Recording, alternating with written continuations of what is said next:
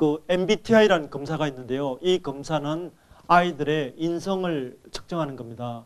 그래서 아이들은요 아직 인성이 형성되어 가는 과정이기 때문에 객관적으로 보는 우리 어머님들이 우리 아이에 대해서 한번 진단해 보자는 거죠. 이걸 통해서 아이들에게 맞는 직업과 학과, 그 다음에 공부하는 법, 이것을 알려드리겠습니다. 그래서 이것은요 몇십 년에 걸쳐서 전 세계적으로 이렇게 많이 활용하는 기법이기 때문에 이게 굉장히 유용하고, 특히 최근에 이제 뜨는 것 중에 하나가 인성교육이라는 게, 인성교육.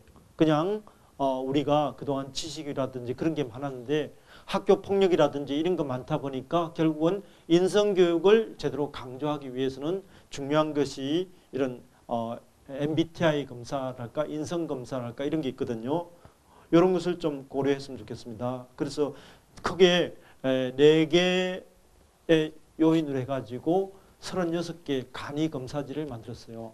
원래는 여기 강교 청소년 상담실 이런 데 있죠. 청소년 지원센터.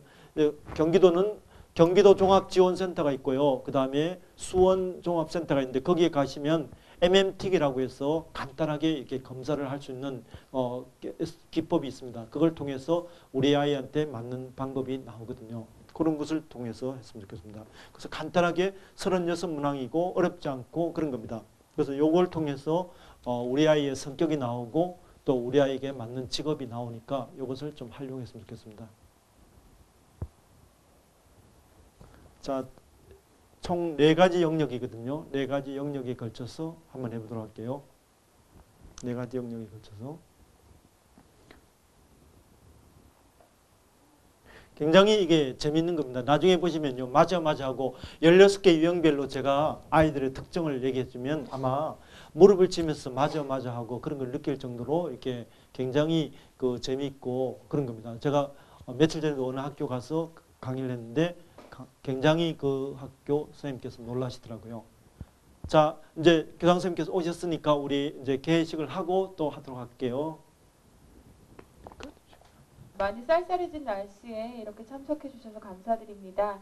지금부터 교육 여건의 변화와 자녀 진로 교육 학부모 연수를 시작하겠습니다. 국민일의 의식을 생략하고요. 먼저 저희 이계천 교장 선생님 말씀 간단히 듣도록 하겠습니다. 안녕하세요. 예, 오늘 바쁘신데도 이렇게 참석해 주셔서 감사드리고 아이들에게 이런 변화와 또 앞으로 미래의 진로에 대한 것은 굉장히 중요한 그런 교육이라고 생각합니다. 그래서 아이들을 위해서 오늘 여기 이렇게 참석을 같이 해주셨고요. 우리 훌륭한 강사님의 말씀을 들어서 좋은 시간이 되었으면 좋겠습니다. 감사합니다.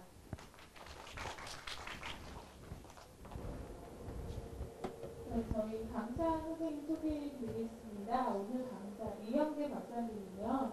서울대학교 학사, 서울대학교 교육학과 석사, 서울대학교에서 마찬가지로 교육학 박사학위를 받으셨고 한국직업인성개발원 진로정보센터 상담팀장, 한국지역사회학교 후원회 자문위원, 한국진로교육학교 이사, 광운대 교육대학원 전임 교수, 그리고 서울대 전임 교수를 현재 역임하고 계시고요.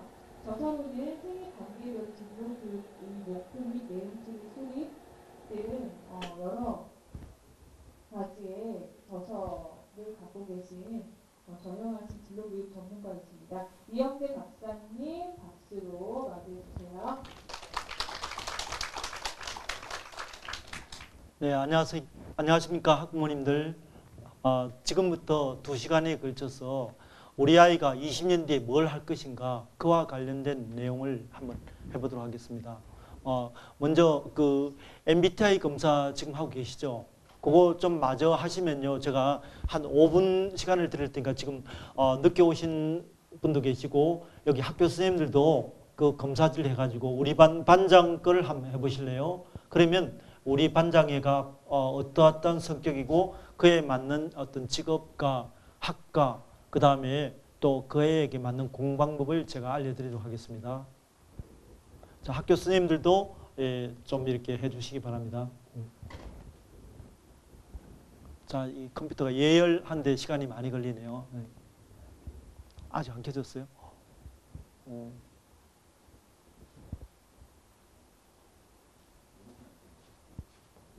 안에 파워도 있는 것 같은데. 저 안에서 안 되는 거예요.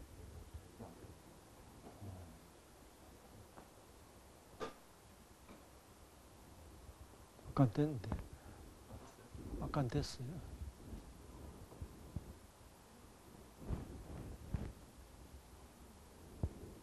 아, 됐네요. 이제.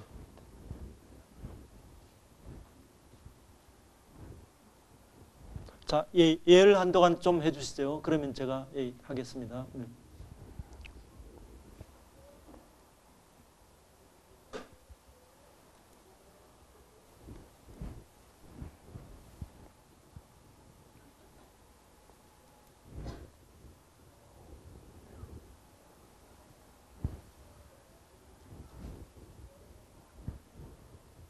자, 됐네요. 자, 어머님들 잠깐만 고개 드시고요. 요 앞에도 불 좀 꺼주실래요? 요 앞에만. 네. 자, 먼저 제 강사 소개부터 드려볼게요.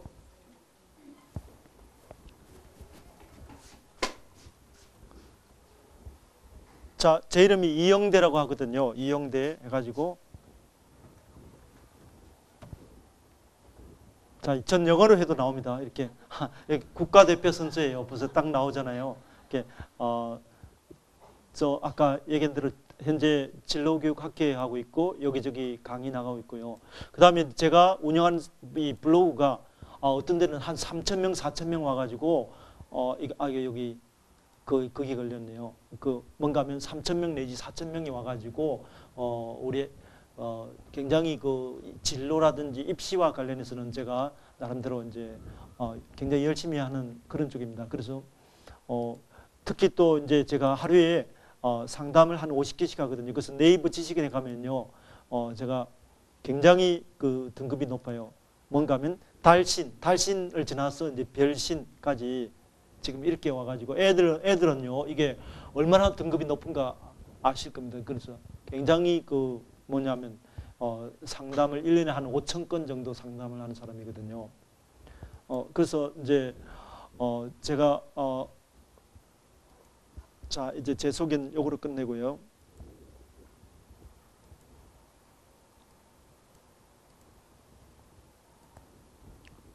자, 그래서 우리 어머님들 아이를 공부시키는 이유가 뭘까요? 우리 아이를 공부시키는 이유가 뭘까요? 결국은 아이가 20년 뒤에 당당하게 자기 직업 생활을 하도록 도와주는 그런 겁니다. 그래서 이 행복한 직업 생활을 하도록 도와주는 거거든요. 그래서 행복한 생활을 하기 위해서 직업이 중요하고, 그래서 아이들은 지금 뭘 하고 싶다 이게 다양하게 있잖아요. 근데 20년 뒤에 과연 뭘 할 것이냐. 그래서 지금이 아니고 우리 아이들의 미래를 생각해야 된다. 미래. 예를 들어 우리 아이가 지금 남자애가 앞으로 예를 들어 어떤 여자아이가 이소연 같은 과학자가 되려면 몇 년이 걸릴까요? 초등학교 6학년이면 초등학교 1년, 중학교 3년, 고등학교 3년, 대학교 4년, 석사 2년, 박사 3년, 중간에 포스닥 2년. 남자애는 여자애라서 군대 안 가니까 이렇게 빨라진 거거든요. 그러면 몇 년이죠? 다시 한번 더 해볼까요? 1 더하기 3 더하기 3 더하기 4 더하기 2 더하기 3 더하기 2는 얼마죠?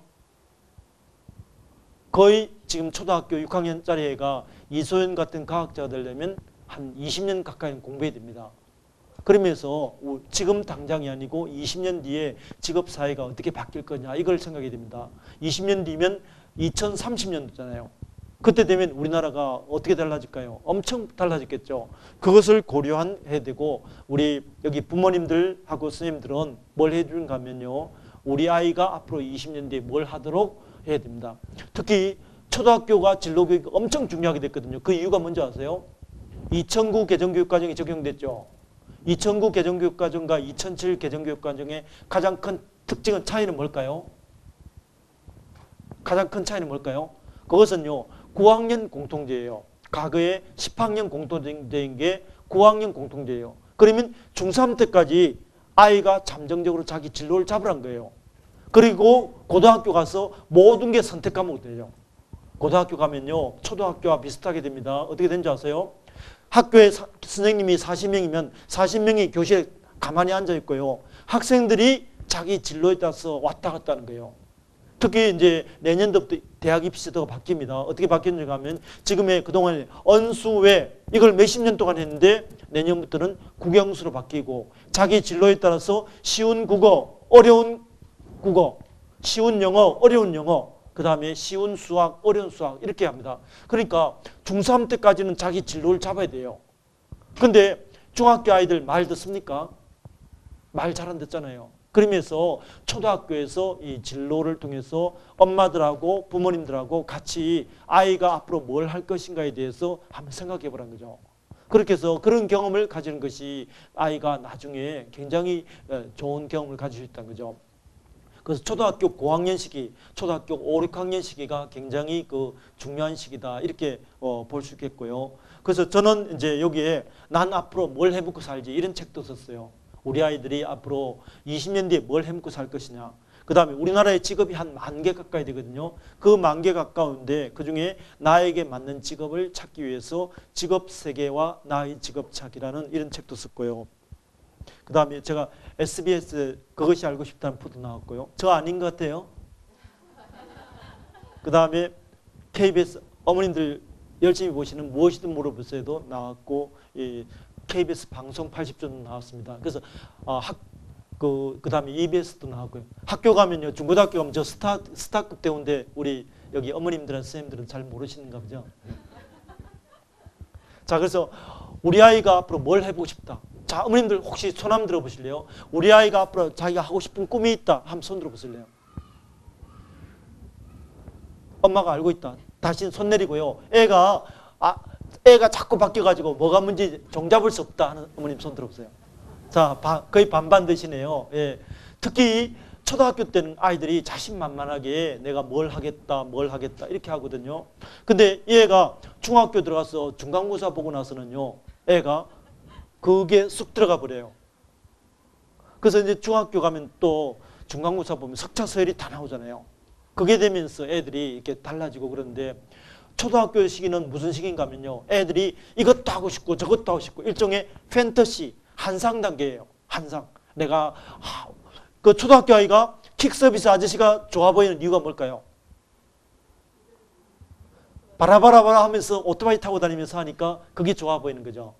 근데 이제 나중에 좀 더 가면 현실적으로 나중에 되겠죠. 근데 초등학교 단계는 그게 이해가 되는 거예요. 그래서 이 전문학적인 용어로 초등학교는 뭔가 하면 진로에 대한 인식 단계, 여기서는 일본에 가보니까요. 이렇게 하더라고요. 초등학교 아이들이 돈이 무엇이고 일이란 무엇이고 직업이란 무엇이고 신용이란 무엇이고 이것을 초등학교에서 그걸 통해서 가지게 되는 거죠. 일이 왜 중요하고 직업이 왜 중요하고 이것을 초등학교 아이들이 알아야 됩니다. 그 다음에 중학교 단계는 어떤 단계인가 하면요. 잠정적으로 잡은 것을 나에게 맞나 안 맞나 확인해 보래요. 노래를 못하는 아이가 가수가 되겠다면 어떻게 하면 좋을까요, 어머님들? 말려야 되겠죠. 근데 애들은 절대로 안 그러잖아요. 그러면 어떻게 하는가 하면 우리 어머님들이 중학교 때 아이를 데리고 탐색을 시켜보는 거예요. 체험을 시켜보는 거죠. 체험을 시키면 그런 가정이 이제 우리 아이들의 어떤 그 미래를 위해서 중요하다고 생각되고요. 그래서 이제 꿈꾸는 다락방이라는 책을 쓴 사람이 있죠. 누구죠? 이지성이라고 꿈꾸는 다락방이라는 책을 쓴 사람이 있죠. 그 사람이 만든 공식에 이런 게 있어요. R은 VD다. 여기서 R은 뭔가 하면 2002년대 드림 캄트루 있잖아요. 드림 캄트루. 꿈은 이루어진다는 거예요. 드림, 꿈은 이루어진다는 거예요. 그래서 그 꿈을 드림, 내가 예를 들어 회계사가 됐으면 좋겠다. 나는 외교관이 됐으면 좋겠다. 이런 것은 한마디로 말해서 현실에 기초할 수도 있고 아닐 수도 있고 드림이에요. 그러면 그 꿈이 이루어지는 것을 캄트루한 것을 다른 말로 말하면 리얼라이제이션이라고 그러거든요. 그 리얼라이제이션을 만들기 위해서 우리 여기 부모님들이나 학교 선생님들의 역할은 뭔가 하면 목표와 계획으로 만드는 거죠. 목표와 계획. 자, 박지성이 수원의 자랑 박지성이 축구를 열심히 하게 된 계기가 뭘까요? 이유가 뭘까요? 박지성의 일기라고 여러분 혹시 보셨습니까? 초등학교 4학년 때 박지성은 어떻게 했는가 하면 나는 국가대표가 되겠다는 그 목표를 가졌기 때문에 열심히 하게 된 거죠. 그 다음에 김연아가 열심히 하게 된 계기도 뭘까요? 나름대로 나는 국가대표가 되겠다는 목표가 초등학교 1학년 때 있었거든요. 그 다음에 반기문이 영어 공부를 열심히 하게 된 계기가 뭘까요?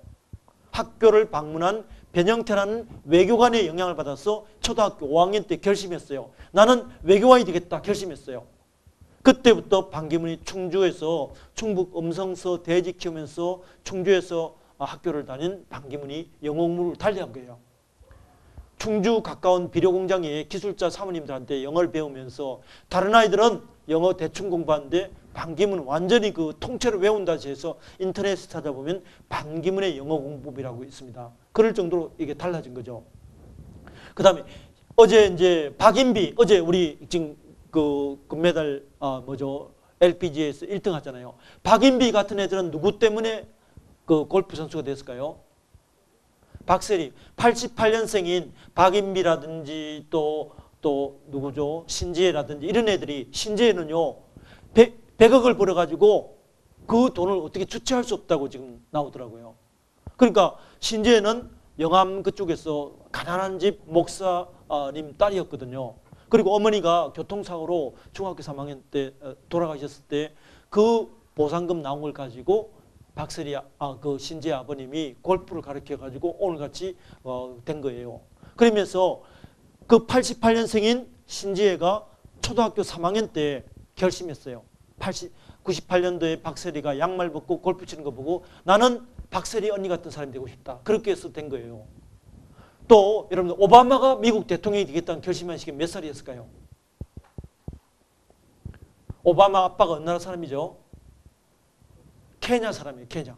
그 케냐 사람인 오바마가 그 영국으로 독립하면서 케냐 오바마 아빠가 미국의 하와이 그 와서 캠퍼스 커플로 엄마를 만나서 결혼했잖아요. 근데 그 오바마 아빠가 어떤 생각인가 하면 나는 국가대표다 이런 생각이 너무 강해가지고 처자식 주는 장학금 다 뿌리치고 혼자 본토로 가서 공부했어요. 그리고 박사학위 공부했습니다. 그래서 오바마 엄마가 그것을 이제 이혼을 통보하면서 절대로 나는 재혼을 하지 않겠다 결심했는데 나중에 5살 때 이제 그 인도네시아 남자를 만나서 인도네시아로 가게 된 거죠. 그러면서 오바마가 인도네시아에 가서 피부가 새까맣다고 엄청 놀림감이 된 거죠. 인도네시아 사람도 시커멓지만 그쪽 사람이 너무 시커멓다고 막 놀림감이 된 거죠. 그때부터 오바마가 결심했어요. 나는 인종의 차별 없는 나라를 만들겠다. 그러기 위해서 오바마가 뭘 했는가 하면요. 미국 그 초등학교 2학년 때 쓴 일기에 나는 미국 최초의 흑인 대통령이 되겠다. 이렇게 생각했습니다.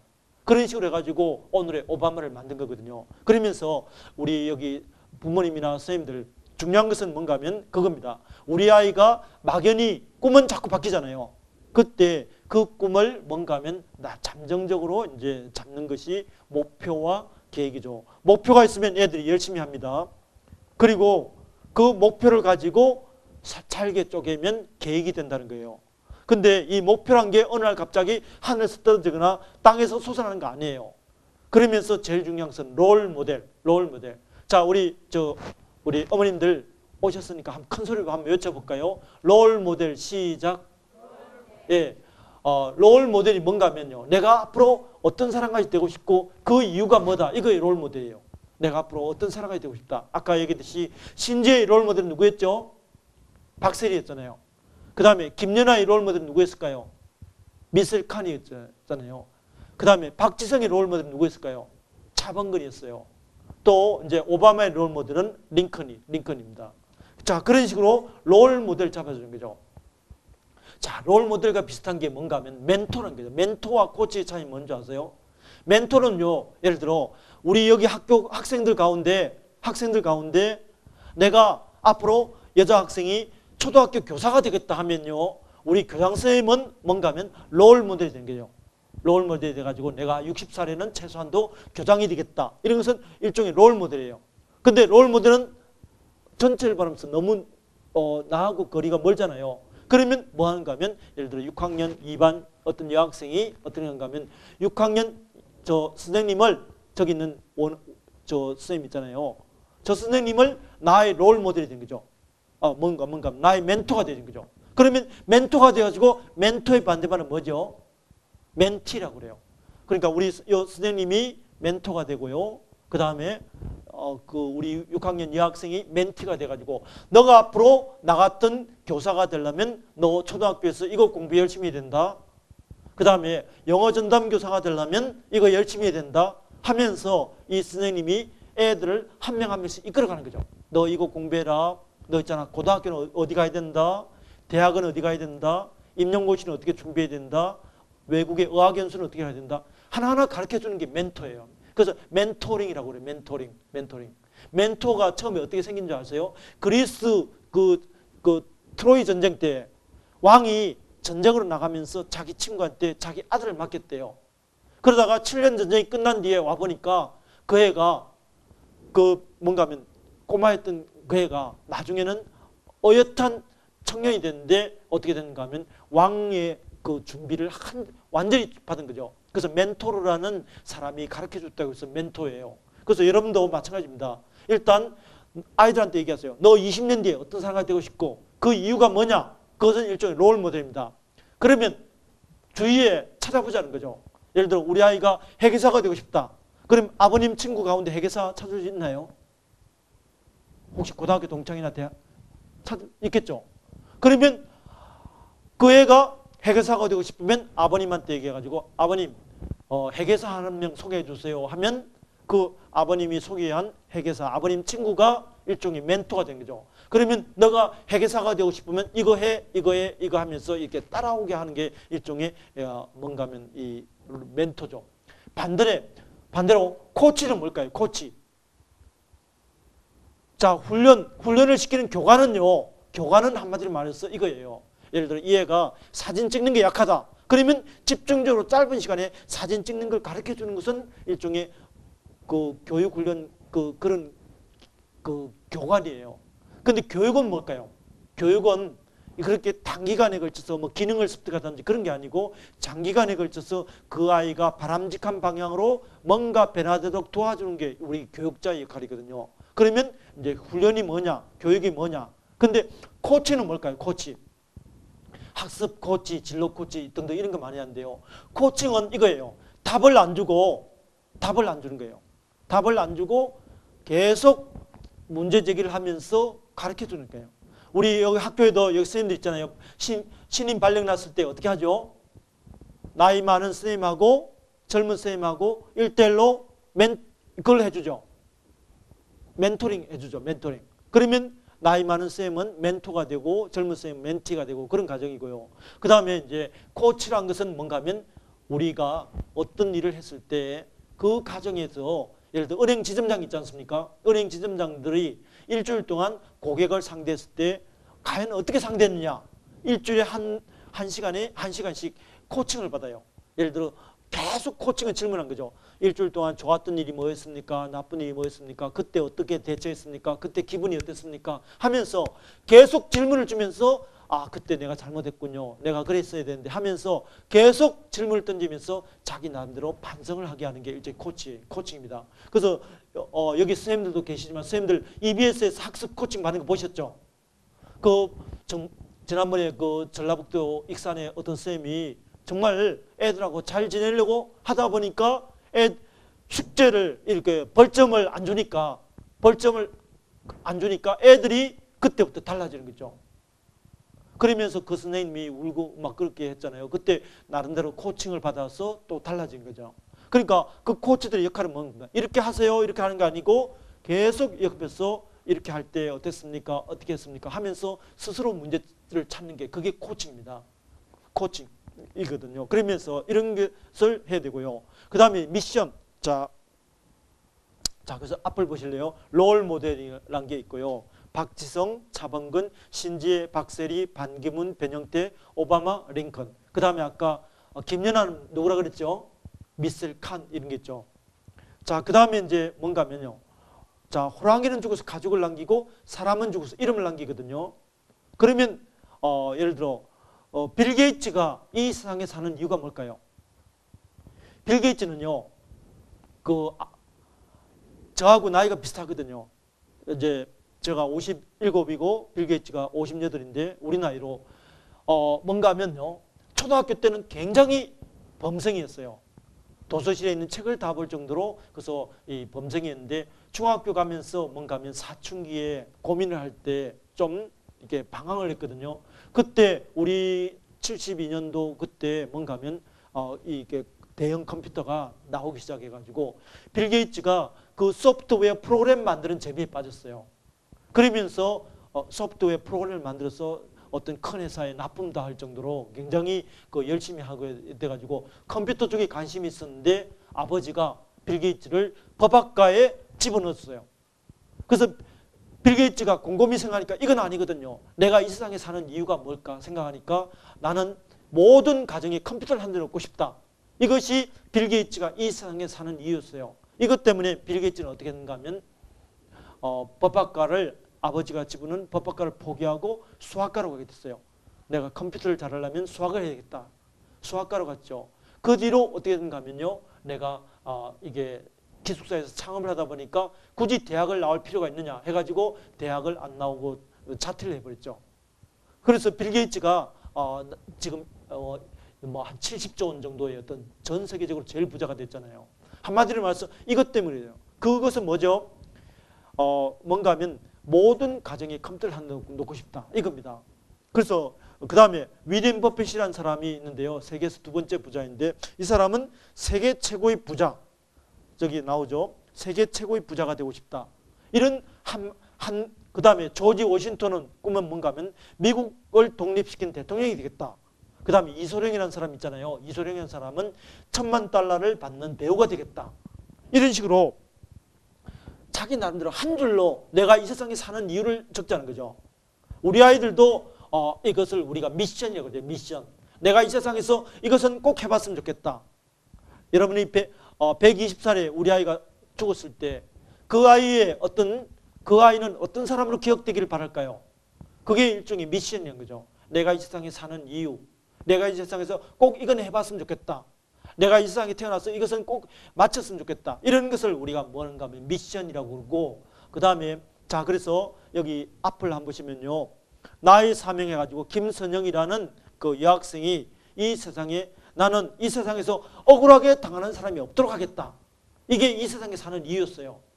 자 우리 어머님들 한번 우리 아이가 생각해 보세요. 네가 이 세상에 태어나서 꼭 해보고 싶은 게 뭐냐? 어떤 사람으로 기억되고 싶으냐? 이런 것을 우리가 알자는 게 일종의 뭔가 하면 사명이란 거죠. 자 그래서 스티븐 코비라는 사람이 뭐 하는 사람이죠? 스티븐 코비. 성공하는 사람들의 7가지 습관을 쓴 스티븐 코비라는 사람이 우리나라 장충체육관에서 강의를 갔는데 저도 들었습니다. 거기 가면 스티븐 코비는 강의할 때마다 꼭 갑니다. 찢게 손가락을 드세요. 눈을 감으세요. 그 다음에 하늘의 북극성을 찾아봅시다. 준비됐나요? 찔러주세요. 이렇게 찌릅니다. 자, 스티븐 코비가 엄청나게 강사를 많이 받는 사람이 이렇게 손가락 장난을 하는 이유가 뭘까요? 뭔지 아세요? 그 이유는 그거예요. 지구가 가리키는 정북쪽이 어디냐 하면 북극성이에요. 이 북극성이 기준으로 해가지고 정북쪽이기 때문에 지구가 이렇게 자전을 하면서 방향감각이 있다는 거죠. 이게 지구가 방향감각이 없으면 어떻게 될까요? 인천공항에서 비행기를 탔는데 미국을 가야 되는데 엉뚱하게 유럽을 갈 수도 있잖아요. 중국을 가야 되는데 일본을 갈 수도 있잖아요. 이렇게 방향감각이 없다는 거죠. 지구가 있어서 그 중심점은 북극성이라면 우리 여기 있는 선생님들, 어머님들, 아버님들, 선생님들 여러분이 이 세상에 사는 이유는 뭡니까? 여러분의 생활 신조는 뭡니까? 여러분의 생활 가장 뭔가 하면 신념은 뭡니까? 이것이 일종의 미션이라는 거죠. 미션. 혹시 여기 중학교 어머님들 한번 손 들어보실래요? 중학교 어머님들. 자, 중학교 어머님들 에듀팟에 혹시 가입하셨습니까? 에듀팟이라는 거기 가면요. 중학교 아이들이 이런 게 있습니다. 우리 아버님도 애가 중학교 다니죠? 아까 중학교 다닌 거 아닌가요? 예, 아니. 그러니까 거기에 그런 거 중학교 가면요. 꼭 이런 게 있어요. 우리 아이의 장점 3가지. 에듀팟이라는 것에 나의 자기소개서라는 거 채우는 게 있거든요. 거기 가면 나의 장점 3가지. 그 다음에 내가 본받고 싶은 사람, 나의 인생 생활 신조 이런 걸 적거든요. 그런 거를 적는 것이 있는데 그것을 우리 여기 중학교 어머님들도 에듀팟에 가입이 가능해요. 가입 가능해가지고 어떻게 하는가 하면 애가 글 쓴 거에 대해서 올리는 거예요. 여기 지금 제가 이 학교 홈페이지 가보니까요. 1, 2, 3, 4학년까지는 지금 창의적 체험 활동을 하고 5, 6학년은 재량 활동 등등 하고 있죠. 그러면서 창체 활동에서 자 주당 3시간 창체 활동을 하거든요. 그러면 이 주당 창체 시간에 뭘 하는가 하면 그 창의적 체험 활동에서 자율 활동, 동아리 활동, 봉사 활동, 진로 활동 이런 거 합니다. 그러면서 주당 보니까 우리 학교에 보니까 진로 활동이 10몇 시간 잡혀 있더라고요. 그걸 제가 홈페이지에서 보고 왔거든요. 그러면서 4학년까지는 지금 그렇게 돼 있는데 중학교 가면요. 1, 2, 3학년이 다 뭘 하는가 하면 그걸 합니다. 그거를 창체 활동합니다. 그러면 창체를 열심히 하면 그걸 어디에 기록하는가 하면 에듀팟이라는 것에 거기에 기록합니다. 그러면 그걸 가지고 나중에 아이들이 중학교 어머님들 잘 보세요. 우리 아이가 중학교에서 고등학교 갈 때는 자기주도 학습 전형이라는 거죠. 우리 아이가 자기주도 학습 전형이라는 걸 통해서 마이스터 고등학교나 안 그러면 특목고 자율고를 가게 됩니다. 그러면서 그리고 고등학교에서 대학 갈 때는 입학사정관 제도라는 게 있어요. 그런 입학사정관 제도를 통해서 이렇게 가거든요. 거기서 이렇게 나오는 게 뭔가 하면 내가 이 세상에 사는 이유가 뭘까? 그게 일종의 사명이란 거죠. 사명. 그래서 우리 아이들이 좀 빠른 것 같죠. 그렇지만 우리 어머님들 지금 서울에 일산 이런 데서는요. 다 아이들 비전 캠프 여기 이런 걸 보내가지고 합니다. 특히 수원은 여기에 강원구 교수라고 여기 교수님이 계시잖아요. 그분이 전국적으로 굉장히 유명한 교수님이거든요. 그래서 가면 애들이 이런 걸 만들어요. 애들이 내가 이 세상에 사는 이유가 뭐다. 여기 강교수 비전 스쿨이라고 있죠. 여기 굉장히 유명한 사람인데 강교수 비전 스쿨 해가지고 내가 이 세상에서 가장 폼날 때가 언제다. 내가 이 세상에서 가장 폼날 때가 언제이고 이걸 하기 위해서 나는 언제까지 뭐하고 언제까지 뭐하고 언제까지 뭐하고 언제까지 뭐하고 이렇게 나오거든요. 내 인생에서 결정적으로 중요한 일이 뭘까? 그겁니다. 자, 그래서 며칠 전에 KBS 방송에서요. 고산이라고 나오는데 고산이 뭐 하는 사람이죠? 고산? 우주인 처음에 뽑혔다 탈락한 사람이잖아요. 근데 그 사람이 자기 인생에서 결정적으로 중요한 그 사람 아직 35살, 30몇 살밖에 안 되기 때문에 얘기하더라고요. 이제까지 자기가 살면서 결정적으로 중요한 게 세 시기가 있었대요. 첫 번째, 18살 때 외고를 갔는데 자기는 도저히 안 맞더래요. 그래서 어떻게 했는가 하면 이공계 계통으로 대학을 갔더래요. 그게 자기 인생에 결정적으로 중요한 첫 번째고요. 두 번째는 30살 때 우연히 텔레비를 보다 보니까 우주인을 뽑는다 해서 자기가 지원해가지고 됐더래요. 그것이 두 번째고, 근데 이제 사연이 있어서 우주인이 탈락됐잖아요. 그 다음에 세 번째는 뭔가 하면 그 우주인이 탈락된 계기를 해가지고 이 사람이 공부를 하게 됐어요. 그래서 35살에 미국 가서 그런 공부를 하면서 이 일종의 자기 나름대로 새로운 작업을 해가지고 현재 있는 거죠. 그럼 이 사람이 앞으로 살면서 얼마나 많은 일이 있겠습니까? 이런 식으로 우리 아이들 미래에 이것을 만들어 보는 거하고 안 만들어 보는 거하고 틀린다는 거죠. 만들어 보는 거하고 안 만들어 보는 거. 그러면서 우리 아이들 굉장히 자 보세요. 심지어 이것도 글씨 보니까 초등학교 아이죠. 어머님 맞죠? 여기 보면 더 초등이에요. 그러니까 이 보세요. 이렇게 아이들이 이런 식으로 만들고 있어요. 그래서 어제 제가 좋은 학교 박람회 비슷한 거에 박람회 가니까 거기도 자기주도 학습, 요즘 자기주도 학습이 대세잖아요. 자기주도 학습에서도 뜨는 게 뭔가 하면 자기 인생에서 가장 폼날 때가 언제고 이런 어떤 목표와 계획을 만든 사람하고 아닌 사람하고는 차이가 난다는 겁니다. 목표와 계획이 있는 사람하고 아닌 사람하고는 차이가 난다면서 자, 우리 요 내용을 커리어 로드맵이라고 해서 요 내용을 우리 교재에 있으면 지금 몇 쪽인가요? 교재에 잘 나와 있죠. 앞에 그동안 쭉 한 거를 제가 교재에 있었는데 지금 몇 쪽에 나오나요? 네, 8쪽이라고 합니다. 한번 찾아보세요. 자, 이런 내용이 납니다. 자, 그 다음에 세 번째는 앞으로 직업 사회가 엄청 바뀌느냐 이런 내용인데요. 자, 직업에 관해서는 조금 이따 하고요. 그 다음으로 이제 우리 어머님들 아까 우리 검사인 거 있잖아요. MBTI 검사. 그거 한번 해보시면요. 제가 거기에 따라서 맞는 공부법과 맞는 학과 그런 걸 할 테니까 우리 한번 안 하신 어머님들 좀 해주시고요. 그 다음에 여기 가운데 불 좀 켜주시면 어머님들 좋을 것 같은데요. 자, 그래서 그전 다 하셨죠? 안 하신 여기 뒤에 늦게 오신 선생님들은 우리 반 반장회를 대상으로 한번 간단하게 테스트를 해보시면 거기에 따라서 맞는 직업을 찾아드릴게요. 자, 우리 어머님들 자리에 불을 켜주셔가지고 제가 한 2분, 3분 정도 드릴 테니까 마저 하시고 지금 오신 선생님들도 한번 해보실래요? MBTI란 겁니다.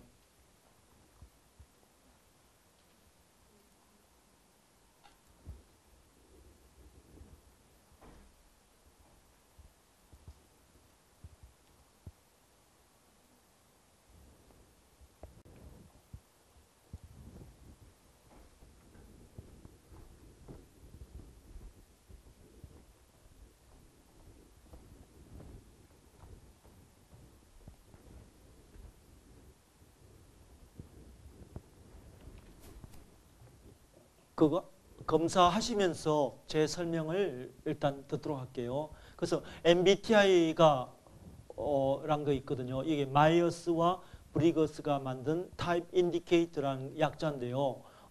전 세계적으로 아주 많이 활용하는 겁니다. 이게 또 몇십 년간에 걸쳐서 만든 것이거든요. 그래서 MBTI가 좋고 나쁘고 없어요. 예를 들어 오른손잡이냐 왼손잡이냐. 오른손잡이가 좋고 왼손잡이 좋고 나쁜 거 없잖아요. 그 다음에 자기한테 익숙한 걸 찾는 과정이거든요. 자기한테 익숙한 것 찾는 과정입니다. 그리고 이거는 또 나름대로 좀 선천적인 것이 있다고 이렇게 있거든요.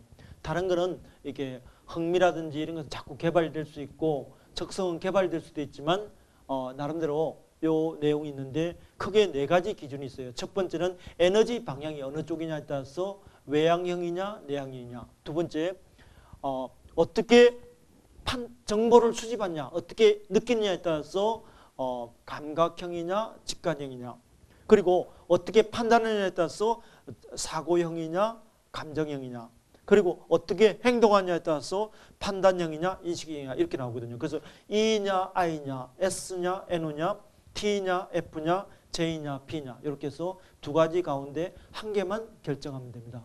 애매한 것은 통과하시더라도 아무튼 왼쪽이 맞냐 오른쪽이 맞냐만 결정하면 됩니다. 그래서 아까 먼저 오신 분들 보니까 어느 쪽으로 쭉 이게 경향이 쭉 몰리는 경향이 나오더라고요.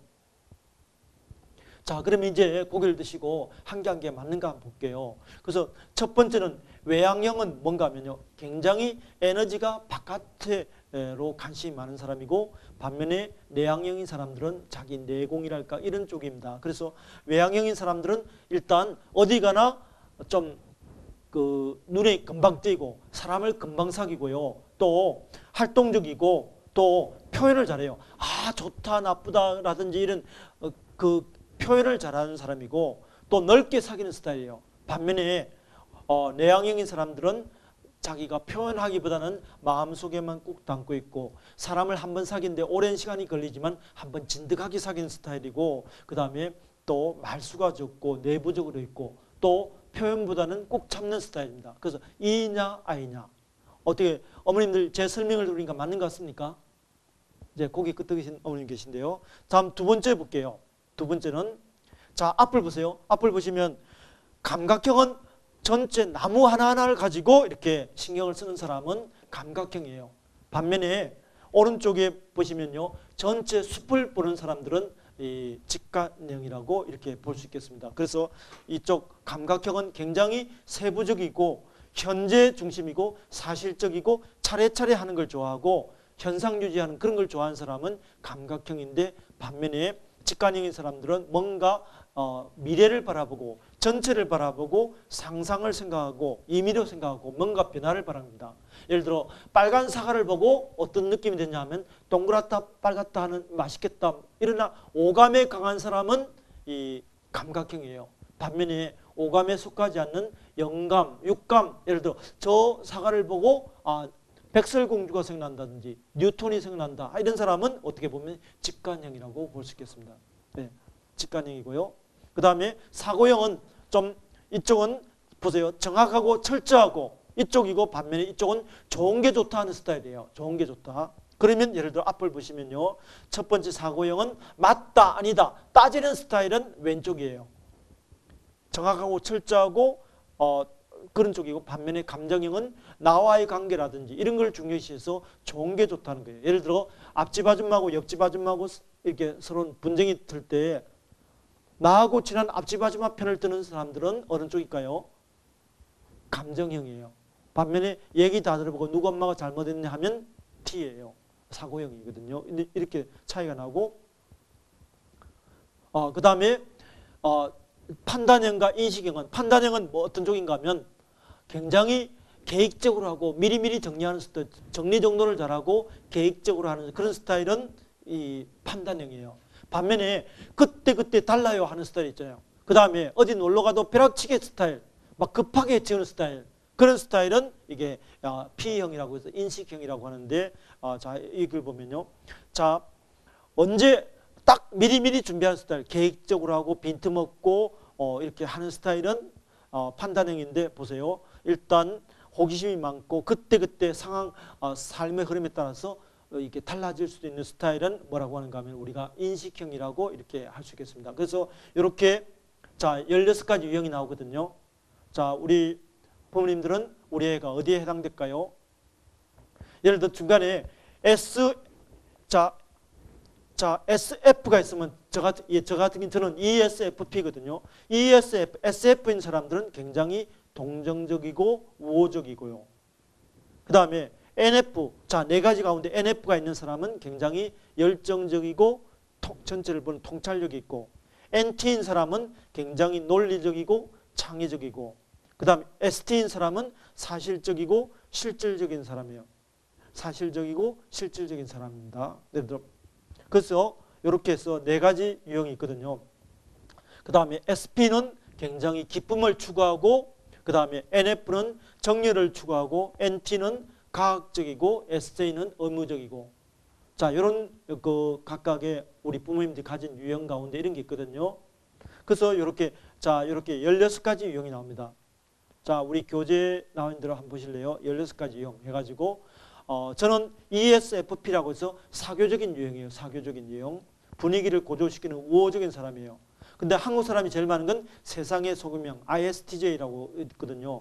그 다음에 서양 사람이 제일 많은 건 사업가형 ESTJ가 있고요. 각각의 유형이 있고 그 다음에 저 ISFP 혹시 ISFP 있나요? 그런 사람은 항상 입가에 미소가 있지만 하루에 3마디 이상 하지 않는답니다. 그런 사람도 있고 등등 여러 가지 유형이 있거든요. 그래서 그 뒤에 우리 교재에 우리 어머님들 한번 그거를 한번 체크해 보시, 동그라미 한번 쳐보실래요? 자 그러면 그 다음에 제가 맞는 직업을 찍어 드릴게요.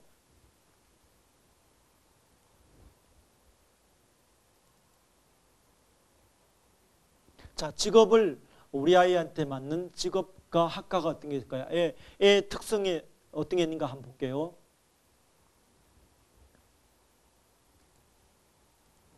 자, 이 각각 유형 볼게요. 일단 제 거인 ESFP부터 한번 볼게요. 이 각각 유형이 많거든요.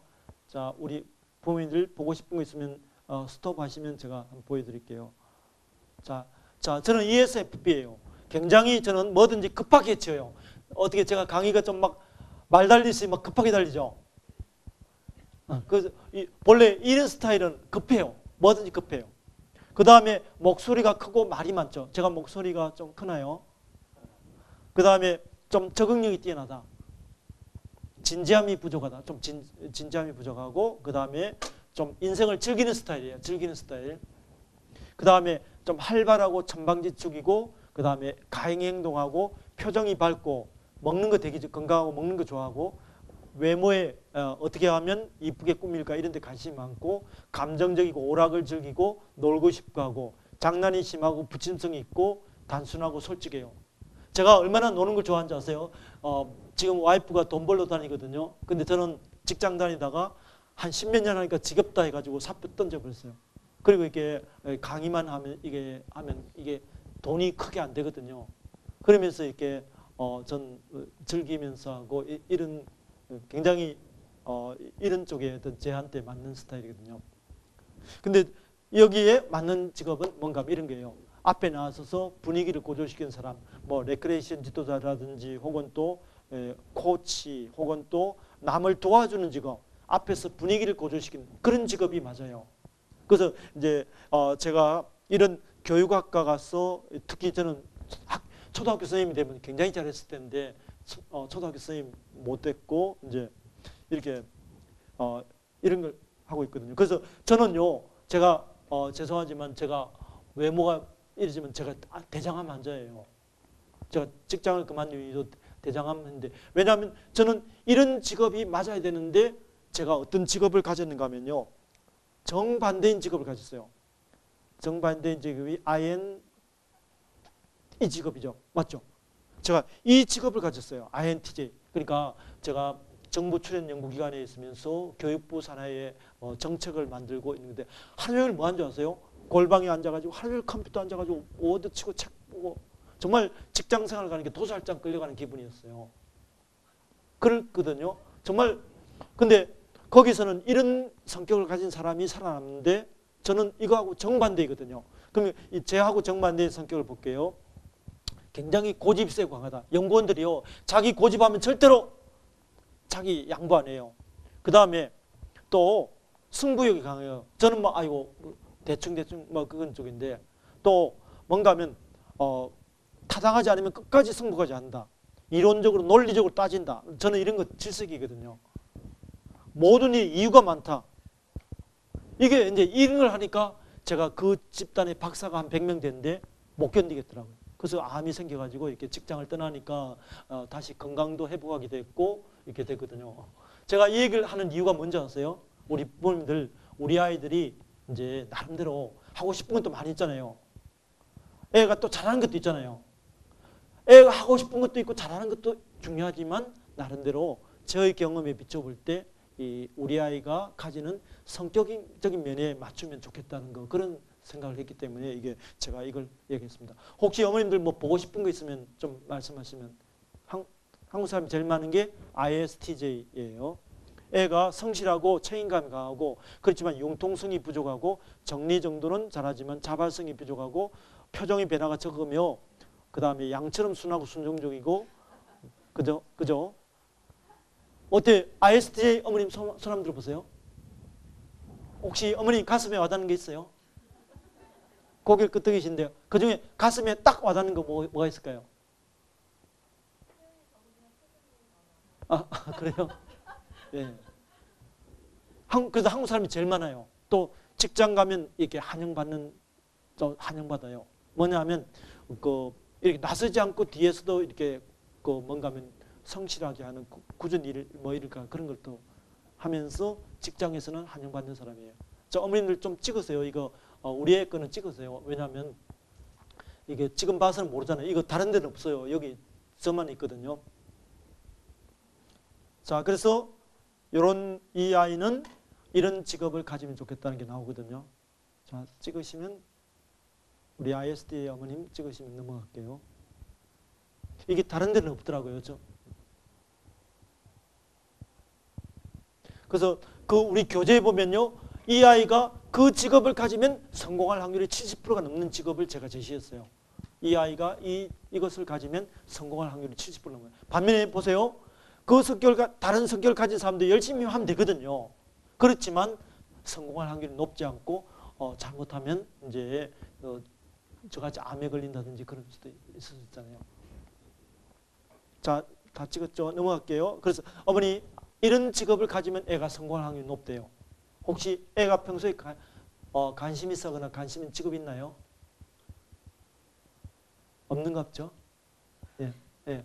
저 뒤에 어머니 다시 찍으세요. 예. 안 찍으시는 어머니 계셔가지고. 예, 다 찍으셨죠? 자, 다음 볼게요. ISFJ 혹시 있나요? ISFJ. 16개라서 너무 많아요. 우리 애들 것만 찍으세요. 애가 온순하고 성실하고 책임감이 강하고 봉사적이고 착하다. 인내심이 강하며 걱정이 많다. 은근한 멋쟁이고 그러나 행동력이 부족하다. 이런 애들은 임금 디펜이 권력장애라고 그래요. 변화를 싫어한다. 신경질적이다. 혹시 어머니 ISFJ 엄마 있나요? 애가 신경질적이죠. 특히 이런 애들은 그렇게. 우리 아버님 애는 어떤 쪽이에요? 저요? 예. 여기 교수님처럼 예. ESTI. 아, 저는 ESFP인데. ESTI, ESTI 봅시다. ESTI는 없어요. ESTJ, TJ. ESTJ 한번 볼까요? 자, 보고 싶은 것만 있으면 말씀하세요. ESTJ. ESTJ. 나왔죠. 애가 모범적이고 솔선수범한다. 여러 친구와 두루 잘 지낸다. 활발하고 역경 수행을 잘한다. 그 다음에 간섭을 중요시한다. 책임감이 강하다. 정리정돈 잘한다. 친절하고 보호자적 역할을 한다. 우두로는 공경하고 예의 바르다. 실리 추구, 계획적으로 노력한다. 합리적으로 개선한다. 배려한다. 자신을 잘 지켜나간다. 그 다음에 공정한 걸 선호한다. 매사에 관심 있으면 잘 따진다. 경쟁에서 이겨야 한다. 성취 욕구가 강하다. 아버님 혹시 애가 가슴에 와닿는 게 있습니까? 3분의 2가 맞는데요. 3분의 2가 맞아요. 예. 그 중에 특히 뭐 하나 딱 맞아 하는 거 없을까요? 여러 친구가 들어다니는 예, 예. 이런 아이들은요, 앞으로 아버님 뭘 하면 좋을까요? 이런 애들은. 얘는 엔터테인먼트 한대요. 예, 예. 자, 볼까요? 우리 나오는가 안 나오는가? 일단 서비스직, 그 다음에 엔지니어 계통, 그 다음에 경영 계통, 그 다음에 전문직 계통이네요. 그래서 엔터테인먼트하고 어떤 행태든 연계시키면 엔터테인먼트 관련 뭐 데이터베이스라든지 그런 거 할 수 있겠죠. 엔터테인먼트 관련 하면 자금 관리라든지 그런 것도 엔터테인먼트에 가서 자금 관리하면 되잖아요. 그죠? 제가 이수만 씨하고 같이 학교 다녔어요. 이수만 씨가 여기 수원에 여기 농대에서 거기서 농기계과를 다녔어요. 이거 뭐죠? 콤바인 만들고 트랙터 만드는 과를 나왔어요. 그래서 그 사람이 무슨 칼 했는가 아세요? 군대 갔다 와서 그 사람이 기숙사였는데 그 사람은 학교 다닐 때 뭐 했는 줄 아세요? 맨날 기숙사 옥상에 가가지고 지나가는 그 기차 보면서 달랐어요. 학교 다닐 때부터 달랐어요. 뭔가 그러면서 지금 이수만 씨가 됐고요. 그 다음에 또 그 뭐죠? 산울림 있잖아요. 산울림. 산울림의 세 형제 가운데 두 형제가 우리 같이 대학을 다녔어요. 제일 큰 사람이 김창 누구죠? 김창원. 그 사람은 잠사과를 나왔어요. 여기서 잠사과라고 누에 뽕 있잖아요. 그거를 해서 섬유 뽑고 그걸 68학번이니까 저보다 7년인데 학교를 이제 군대 갔다 와서 같이 다녔는데 그 사람은 학교 다닐 때는 수업 시간에 맨날 이거 천장 쳐다보면서 그렇게 했었어요. 완전히 뭔가 노래라든지 그런 쪽으로 했고 그 다음에 그 둘째는 이제 그 같이 저하고 같이 7학번이고 이제 막내가 고대 나왔죠. 고대 나와가지고 아마 카나다에서 잘못했죠. 그 애가 이제 세 번째 그 산울림이라고 있는데요. 그런 식으로 이제 아버님 보세요. 이런 식으로 해가지고 엔터테인먼트하고 이거하고 관련시키는 거죠. 관련시키면 된다는 거죠. 경영 관리자가 있습니까? 예. 그런 쪽으로 아버님이 유도하시면 좋을 것 같아요. 자, 혹시 또 다른 거 보고 싶은 어머님 계세요? 아버님 말씀하세요. ISTP요? 자, ISTP 스톱하세요, 아버님. 예, 애가 말수가 적고 표정 변화가 거의 없다. 손재주는 있다. 의욕적이고 고집이 세다. 조용하다가도 일을 성급하게 치운다. 앞에 나서진 않지만 소집단에서 리더 역할을 한다. 끈기가 부족하다. 그 다음에 친구와 잘 다투고 따진다. 그 다음에 여러 가지에 관심이 많다. 싸우면 끝까지 물고 늘어진다. 뒷마무리가 부족하다. 스릴을 추구한다. 혹시 아버님 가슴에 와닿는 게 있어요?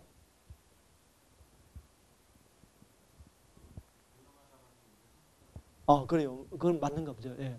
그렇죠. 또 하나 있으면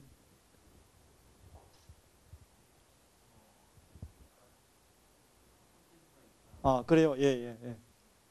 자, 그런 식으로 하면 이제 여기에 이런 직업을 가지면 좋겠다는 거죠. 이런 직업. 우리 교재에도 똑같이 나와 있죠. 교재에도 나와 있죠. 그래서 아버님은 애가 어떤 직업을 나갔으면 좋겠다. 혹시 평소에 생각하시고 있나요? 뭐 그래도 뭔가 이렇게 보이는 게 없었나요? 하나라도.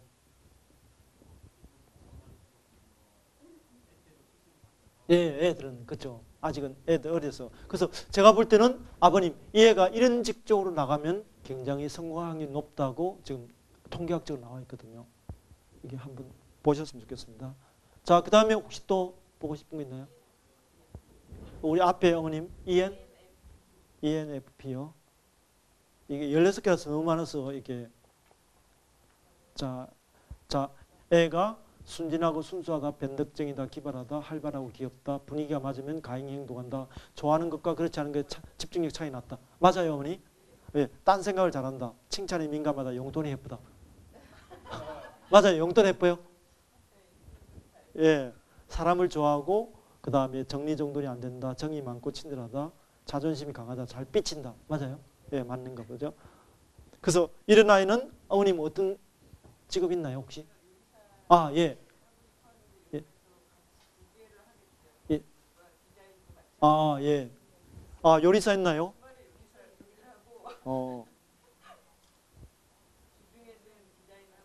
그래요. 요리사가 있나요, 지금? 아, 디자이너 있네요. 예. 그러니까 그 애는 디자이너는 직업을 하고 요리를 취미로 해야죠. 그렇게 하는 게 더 좋을 것 같은데요. 예. 안 그러면 요리와 관련돼서 푸드 스타일리스트라고 있잖아요. 요리와 디자인을 푸드 스타일리스트라는 직업이 있거든요. 그런 직업도 괜찮을 것 같아요. 자, 저 뒤에 아까 어머니 마지막으로 아까 INTP요. 자, 나왔나 모르겠네요. 요거 아까 나왔나요? 만물 박사, 논리적이다, 주관이 강하고 고집이 세다, 호기심이 많고 통찰력이 강하다, 못하는 친구를 무시하는 경향이 있다, 자기중심적이고 간섭이나 잔소리를 싫어한다, 관심이 없는 분야는 하지 않는다, 인정욕구, 감정이 단순하다, 주변 생활에 영향을 받지 않는다, 감정이 단순하고 솔직하다, 언어가 정밀하다, 그 다음에 잘못된 일은 꼭 지적한다, 과학의 소질이 있다, 원리원칙, 책임감이 부족하다. 어디 어머니 맞는 것 같아요? 혹시 가슴에 와닿는 거 한 개 있나요? 한 개만 찍어주세요. 말을 잘해요. 예. 그래서 이런 아이는 이런 직업을 가지면 성공할 확률이 70% 넘는데요. 혹시 평소에 얘가 관심 있는 직업이 있나요? 예, 작가가 나왔나요? 물리학자, 수학자, 고고학, 역사. 예, 이런 쪽으로 철학하고 고고학, 역사 이런 쪽이 작가 계통하고 맞겠네요. 그런 걸 했습니다. 그래서 요런 내용이 어머님들, 선생님들 여기 인터넷에 가면요. mbti.co.kr 하면 자세하게 이런 게 나오거든요. 이렇게 그건 없지만 직업적으로는 없지만 그 아이 특성에 대해서는 잘 나오니까 우리 한번 인터넷으로 잠깐만 한번 볼까요?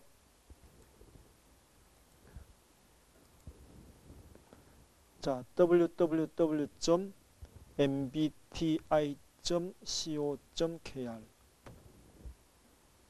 자, 요게 mbti.co.kr이거든요. 여기 들어가 보시면 여기에 MBTI에 대한 이해라고 있거든요. 여기 그렇게 하면 여기 4가지 선호 경향 여기 그대로 나오거든요. 자, 그대로 지금 나오거든요. 그 다음에 16가지 성격 유형에 하면 여기 16가지 딱 나오거든요. 그 중에 이제 ESFP 제 걸 치면 여기에 자, 사교적이고 다정하며 수용적이고 긍정적이다. 이 각각의 조금 전에 설명드렸던 게 여기 다 나와요. 자, 이렇게 나오거든요. 요걸 기초로 해가지고 하는데 우리 초등학교까지는 MMT라고 MMTIC라고 그러거든요. 그래서 요걸 어디서 할 수 있는가 하면요. 여기 수원 경기도 청소년 종합상담실이나 그러면 여기 수원시 청소년 상담실 가지고 031 수원이 몇 번이죠? 국이 몇 번이죠? 200 몇 국에 끝에 1388로 전화하세요. 그러면 그 청소년 지원센터가 나와요. 그래서 전화로 예약하셔가지고 가서 풀 배터리 검사라고 흥미, 적성, 성격 같이 했는데 이 성격 검사가 이 MBTI고 이걸 통하면요 애한테 맞는 공방법, 애한테 맞는 엄마와의 관계, 아빠와의 관계, 친구와의 관계 이런 게 다 나오거든요. 그래서 이것을 한번 해보시면 굉장히 좋을 것 같습니다. 혹시 여기에 대한 질문 같은 거 없을까요? 예.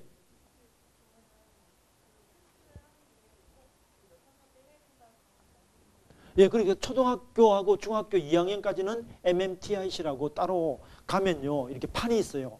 그 판에 찍으면 요 애들 그 비닐판이가 딱 얹으면 그의 유형이 나와버려요.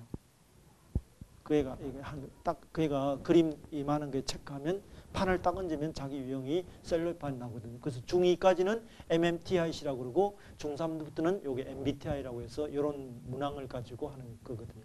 원래는 96문항인데 하는 거죠.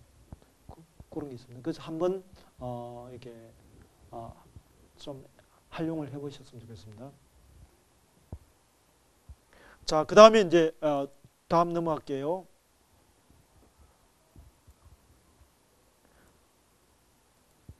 자, 그 다음에 이제 두 번째, 우리 아이가 좋아하는 거 찾기예요. 앞에는 흥미란 건 좋아하는 거예요. 그 다음에 적성이란 것은 잘하는 거예요. 그 다음에 성격이란 것은 뭔가 하면요, 옆에 있는 친구하고 나하고 뭐가 틀릴까? 옆에 있는 친구는 덜렁덜렁한데 나는 꼼꼼하다. 옆에 있는 친구는 사람을 못 사귄데 나는 잘 사귄다. 이런 것을 우리가 성격이라고 해요. 그래서 우리 검사했잖아요. 두 번째는 뭔가 하면 우리 아이가 좋아하는 거예요. 예를 들어 우리 아이는 로봇을 엄청 좋아한다. 운동을 좋아한다. 기계를 좋아한다. 그 다음에 과학 실험을 좋아한다. 책을 좋아한다. 이런 아이가 있는 반면에 우리 아이는 사람을 엄청 좋아한다. 사람을 도와주기를 좋아한다. 사람을 다루기를 엄청 좋아한다. 이런 게 있잖아요. 거기에 따라서 각각 달라져요. 그래서 이 애는 앞으로 직업을 갖는데 사람과 관련돼 떨어져서는 생각할 수 없다 하는 애들은 밑에 사회형과 기업형이 나와요. 밑에 ES가 나오거든요. 반면에 우리 아이는 로봇을 좋아한다, 운동을 좋아한다 하는 아이들은 위에 나와요. 자, 우리 교재 3쪽에 보면 그림이 육각형 똑같은 그림이 나오죠. 3쪽을 한번 보실래요? 3쪽에 보면 이렇게 우리 아이는 사람을 엄청 좋아하면 밑에고, 반면에 우리 아이는 뭔가 하면 굉장히 뭔가 하면 그걸 로봇이나 운동 이런 걸 엄청 좋아한다면 뭘 하는가 하면요, 여기 위에 해당됩니다. RI가 해당되고, 반면에 사람을 매우 좋아하는 것도 아니고 매우 싫어하는 것도 아니면 가운데에 해당돼요. 가운데 해당되거든요. 그래서 RI냐 CA냐 ES냐 이렇게 나오거든요. 자, 우리 아버님은 애가 위입니까 아래입니까 가운데일까요? 이해를 못했어요. 이해를요? 그래서 애가 좋아하는 걸 따질 때 애가 운동을 좋아한다. 그럼 위예요. 애가 그 다음에 뭔가 동물을 좋아한다. 위예요. 식물을 좋아한다. 위예요. 사람을 엄청 좋아하는 사람은 밑에 ES고, 반면에 사람보다도 위에는 사물, 물건 이런 게 있잖아요. 로봇을 좋아한다. 기계를 좋아한다. 운동을 좋아한다. 그 다음에 동물을 좋아한다. 식물을 좋아한다. 과학 실험을 좋아한다. 이런 아이들은 위예요. 예, 자동차는 위예요. 예. 반면에 사람을 엄청 잘 다루고 사람을 엄청 좋아하는 사람은 밑에예요. 그리고 이제 가운데는 사람을 매우 좋아하는 것도 아니고 매우 싫어하는 것도 아니면 가운데예요. 그리고 왼쪽에는 뭐가 있는가 하면요, 왼쪽에는 RCE가 있고 오른쪽에는 IAS가 있잖아요. 왼쪽은 무슨 뜻인가 하면 딱 구체적이고 딱 원칙적이고 엄마가 이거 하라면 그대로 그걸 따라하는 아이들은 왼쪽이에요. 반면에 거기다가 융통성, 상상력 이걸 하는 애들은 오른쪽이에요. 굉장히 뭔가 하면 정확하고 철저하고 구체적인 거, 공식대로 하는 걸 좋아하는, FM대로 좋아하는 아이들은 왼쪽이고, 반면에 거기에 융통성을 발휘한 사람은 오른쪽이에요. 그러면 우리 아버님에는 왼쪽일까요? 오른쪽일까요? 애가 좀 생각이 많은 편입니까? 안 그러면 원칙주의자입니까? 이게 절대 우위라는 개념보다는 예. 절충되는 부분이 많네요. 절충력. 그래도 이제 이게 우리 아이가 아무리 하고 싶다고 해서 이 세상의 모든 직업을 못 갖거든요. 직업은 한 개만 가져야 되거든요. 그래서 6개 가운데 한 개를 골라야 되는 그런 상황이거든요. 이 세상에 우리 아이가 아무리 예쁘다고 이 세상의 모든 남자랑 결혼할 수 없잖아요. 그죠? 한 개를 골라야 되거든요. 자, 그래서 우리 아버님 같이 애매하신 분들 위해서 그 다음에 검사지가 있어요. 자, 간단하게 우리 학교에서 편집을 너무너무 잘했는데 같이 한번 볼게요. 몇 쪽에 있는가 하면요. 자, 21쪽에 보면 6가지 유형이 나옵니다. 6가지 유형. 이것을 우리가 뭐라고 하는가 하면 홀란드 검사라고 하는데 RIASEC라고 합니다. RIASEC. 각각의 유형별로 우리 아이가 어디에 해당되느냐 쭉 보시고 이 지금 시간이 많지 않기 때문에 어머님들 이 앞에서 미리 검사한 그대로 예를 들어 우리 아이는 위이고 왼쪽이면 R을 보세요. R. 반면에 우리 아이가 위이고 오른쪽이면 I를 집중적으로 보세요. 13개 가운데 우리 아이가 제일 많이 해당되는 게 어디일까? 그걸 한번 살펴보세요. 우리 아이가 해당되는 게 뭘까? 자, 그것도 귀찮으면 우리 아버님들 고단 페이지 22쪽에 가면 설명이 나와요. 6개 유형별로 설명이 나오는데 이 6개 가운데 우리 아이는 어디에 해당된다. 이것만 한번 하나 찍어주세요. 왜냐하면 모든 걸 다 할 수 없거든요. 우리 아이가 이 가운데 어떤 것을 했으면 좋겠다. 그러면 제일 싫어하는 것만 찾으면 돼요. 우리 아이가 예를 들어 우리 아이는 예를 들어 똑같은 일을 죽어도 하기 싫다. 이런 아이는요 A형이에요. A형. 똑같은 일은 반복적인 일은 죽어도 싫다는 애들은 A고 기계 만지거나 이런 거를 싫어하는 애들은 S예요. S. 그 다음에 굉장히 뭔가 하면 남한테 가서 아쉬운 소리 하는 거 싫어하는 사람은 I예요. 남한테 가서 이거 해달라 저거 해달라 그런 거 싫어하는 사람은 I고 그 다음에 다른 사람과 막 떼거리로 몰리면서 어울려 다니는 그런 죄송한데 그런 거는 R형이고 다른 사람한테 가서 아쉬운 소리 하는 거 싫어하면 I형이고 그 다음에 똑같은 일 반복되는 거 싫어하면 A고 반대로 기계나 그런 거 만지는 걸 싫어하면 S고 그리고 이제 좀 과학이나 지적, 수상적 주제 막 좀 애매한 거 막 이런 걸 싫어하면 상상력, 추상 이런 걸 싫어하면 E고 반대로 명확하지 않은 개념 이런 걸 싫어하면 C형이에요. C형. 우리 아버님은 혹시 6개 가운데 애가 싫어하는 게 뭘까요? 6개. 한 개만 고르신다면? 아직도 헷갈리세요? 복합적인 게 많죠. 물론 여러 개 요인이 있어요. 여러 개 요인이 있어 코드 유형이 여러 개가 있는데 자 그러면 이렇게 유형이 있거든요. 그래서 잠깐 우리가 뭔가 하면 저기 교육청에 제출할 것 촬영할 거를 잠깐 스톱하고요. 우리 어머님 한 분이 나오셔서 여기 교육부 사이트에 이렇게 딱 나와 있거든요. 요거를 한번 같이 한번 해볼게요. 교육부 사이트에 어머님 딱 나와 있어요. 자, 요게 교육부 사이트에 딱 나와 있는데 아까 우리 저 뒤에 줄에 계신 우리 파란 옷 입은 어머님 좀 나오셔서 이렇게 잠깐 요거 한 3가지 게임인데 해주시면 안 될까요? 예. 자, 박수로 한번 쳐주실래요? 예.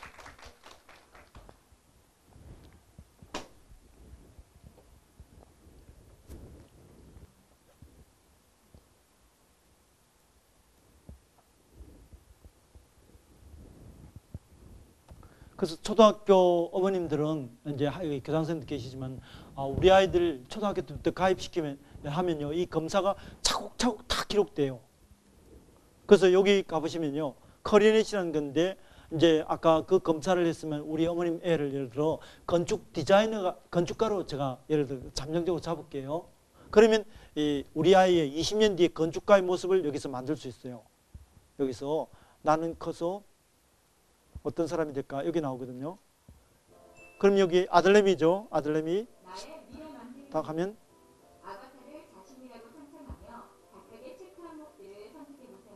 직업이 이렇게 많아요. 이 중에 뭘 시킬까요? 건축가 시킬까요? 잠정적으로? 네. 건축가를 시키고 그 다음에 그 애한테 맞는 옷을 입혀야죠. 건축가에 맞는 예를 들어 옷을 입혀볼까요? 어떤 거 입을까요? 자, 마음에 들면 스톱하세요, 어머니.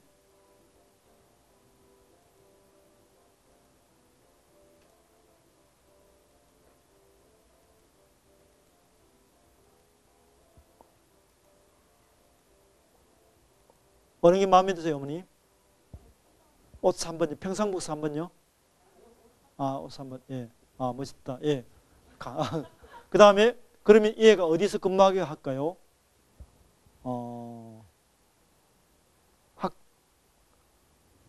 공연장, 공항 어디서 근무하게 할까요?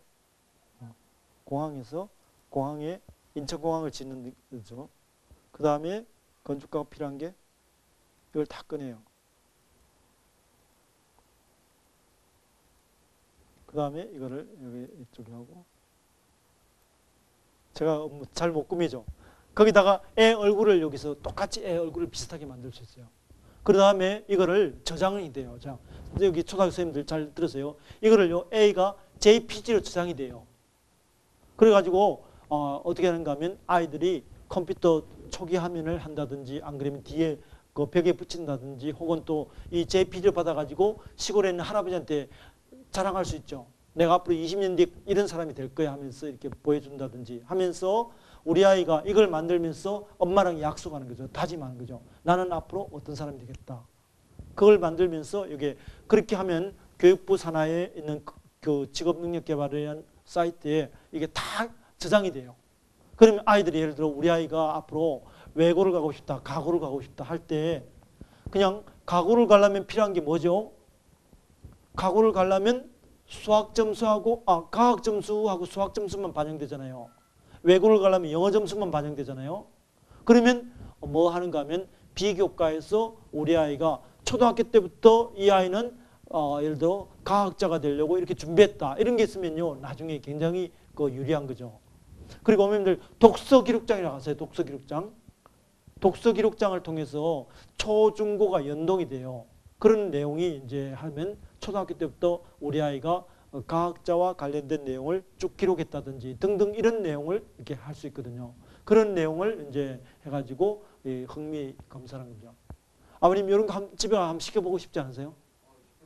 예, 그래서 요거는요 교육부에서 커리어넷이라는 사이트에 가서 누구나 가입하면 되고요.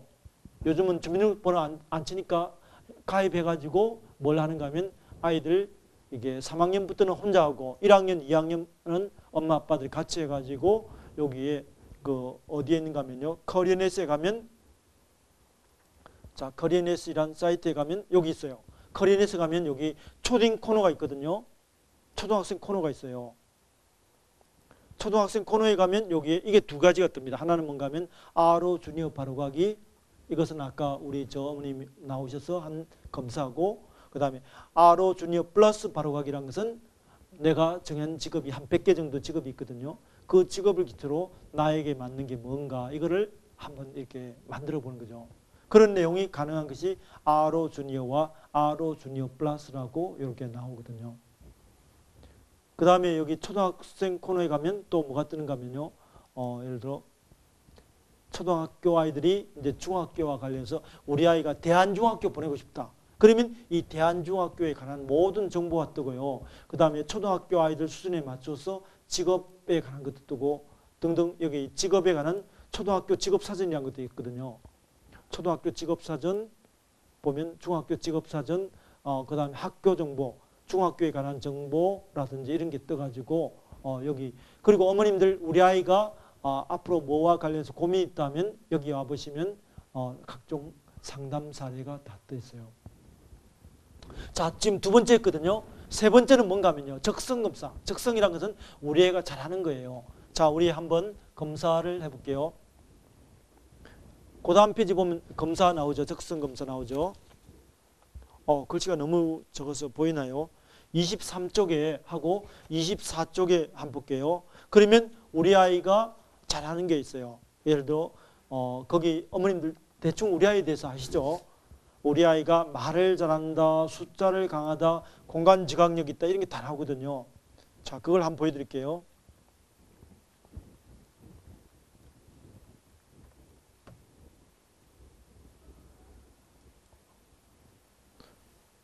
자, 직업심리검사로 들어가면 직업검사 실시로 들어가보면 여기에 이제 일단 샘플로만 한번 보여드릴게요. 적성검사. 자, 어머니들 이렇게 나온 거예요. 우리 아이가 이 검사를 해보면 7점 만점에 우리 아이는 말을 잘한다. 우리 아이는 숫자에 강하다. 우리 아이는 추리력이 있다. 우리 아이는 공간력이 있다. 등등 이런 게 나오거든요. 그러면 이 각각에 따라서 우리 아이가 뭐를 잘하냐 못하냐에 따라서 맞는 직업이 우리 24쪽에 밑에 떠요. 24쪽 밑에 보면 우리 아이가 예를 들어 말을 잘하면 말과 관련된 직업이 쭉 뜨고 있죠. 그 다음에 숫자에 강하면 숫자와 관련된 직업, 그 다음에 논리력이 있으면 그와 관련된 직업, 그 다음에 창의력이 있으면 창의력과 관련된 직업, 이런 식으로 해가지고 우리 아이가 뭐를 잘하면 그에 맞는 직업이 쭉쭉 이렇게 나오거든요. 자, 그 다음에 마지막으로요, 우리 검사 보면 오른쪽에 보면 가치관 검사라고 있거든요. 가치관 검사. 우리 아이가 정말 소중하게 생각하는 게 뭔가, 이것을 찾는 게 가치관 검사거든요. 예를 들어 우리 아이는 똑같은 일은 죽어도 하기 싫다. 그런 아이는 뭔가 하면요, 다양성을 택했어요. 우리 아이는 돈을 엄청 밝힌다 하면 보수 3번이고요. 우리 아이는 직장에서 앞으로 살면서 평탄한 걸 좋아하지 뭐 기복 있는 거 싫어하면 4번이고요. 다른 사람한테 박수 받는 거 그걸 좋아하면 5번이고, 그 다음에 남 앞에서 이렇게 나를 따르라 하는 스타일은 그걸 좋아하면 6번이고, 그 다음에 혼자서 일 못하면 7번, 그 다음에 남을 도와주기를 좋아하면 8번, 그 다음에 나날이 발전되기를 원하면 9번, 그 다음에 뭔가 이게 간섭받는 거 싫어하면 11번. 이렇게 해서 각각의 우리 어머님들 그 각각의 체크해가지고 3가지만 체크해 보세요. 3가지. 우리 아이가 정말 소중하게 생각하는 게 뭘까? 그 3가지를 찾으면 그에 따라서 맞는 직업이 50가지씩 나오거든요. 그러면 그 50가지 나온 거에 관해서 우리가 한번 이렇게 보자는 거죠.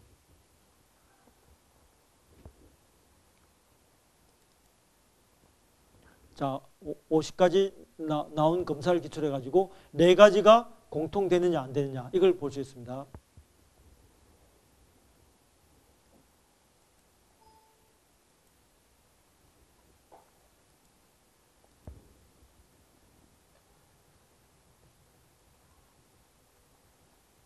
자, 앞을 보시면 이렇게 나옵니다. 얘가 가치관, 뭐를 소중하게 생각한다. 거기에 따라서 맞는 직업이, 자, 우리 제일 마지막 쪽에 보면 나오죠. 제일 마지막 쪽에 보면 우리 아이가 제일 소중하게 생각하는 게 뭐다.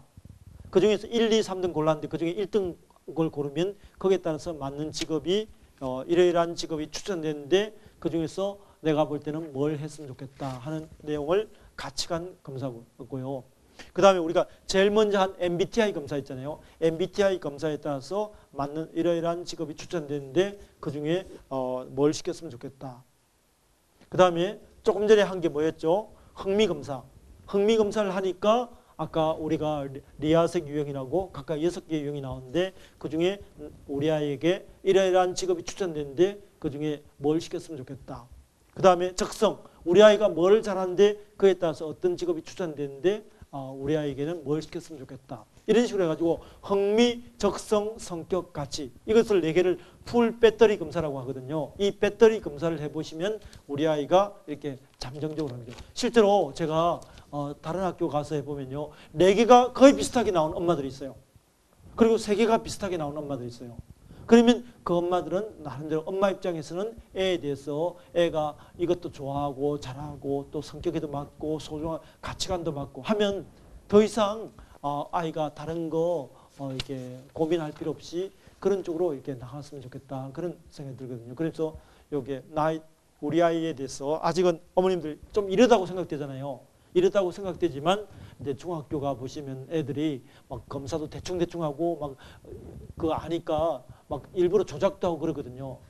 실제로 학교 가면 그래요. 애들 어머니들 중학교 가서 시험 감독 가보셨죠?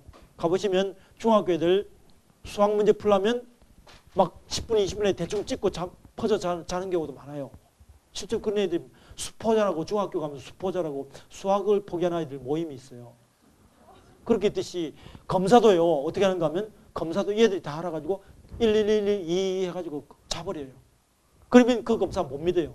비싼 돈 들여가지고 검사에도 중학교 정도에만 돼도 애들이 뭔가 하면 그 대충 하고 뭐 이거 해가지고 도움 되느냐 뭐 나중에 뭐 이거 검사하고 또 실제로는 달려갈 건데 뭐 이런 애들이 벌써 그걸 알아버려요. 그러니까 예, 대충 하니까 초등학교 때 이걸 이렇게 시켰으면 좋겠고 이걸 하는 방법이 오늘 어머님들 뒤에 많이 남았잖아요. 이거 애들 부스별로 가져가고 중학교 애들도 이거 시켜도 돼요. 가서 한 분씩 가져가시고 또 아까 얘기한 정확하게 하려면 어디 가라 그랬죠? 아까 청소년 지원센터 1388에 가시면 풀 배터리 검사라고 이런 흥미 이런 걸 종합적으로 하면 된다는 거죠. 자, 또 이런 경우도 고민이에요. 어머니, 애가 노래를 못하는데 가수가 되고 싶다면 뭘 하라고 그랬죠? 아까 적성과 흥미가 충돌될 때 뭐 한다고 그랬죠? 그걸 따르는 거죠. 적성을 따르는 거죠. 그 다음에 우리 애가 흥미와 성격과 가치관이 틀다 할 때는 성격이나 가치관을 흥미보다도 먼저 강조하고, 그 다음에 성격이나 가치관이 서툴 때는 아직 아이들은 가치관이 형성되는 단계니까 나름대로 일단 엄마 뱃속에서부터 가지고 난 성격이랄까 이런 쪽을 강조했으면 좋겠고, 나이가 들면 이제 애들이 가치관을 이제 고등학교부터는 가치관을 강조하는데 중학교 때부터는 성격인데, 근데 이 네 가지 가운데 제가 나이가 한 60 될 때까지 살아보니까 성격이 중요하다는 거죠. 아까 얘기했듯이 성격. 자, 이런 내용을 가지고 한번 해봤고요. 자, 이제 마지막으로 우리 직업에 대해서 한번 알아볼게요. 직업. 자, 앞으로 직업이 어떤 직업이 뜰까요? 자, 여기 어떤 직업이 뜰까? 여기 잘 나오거든요.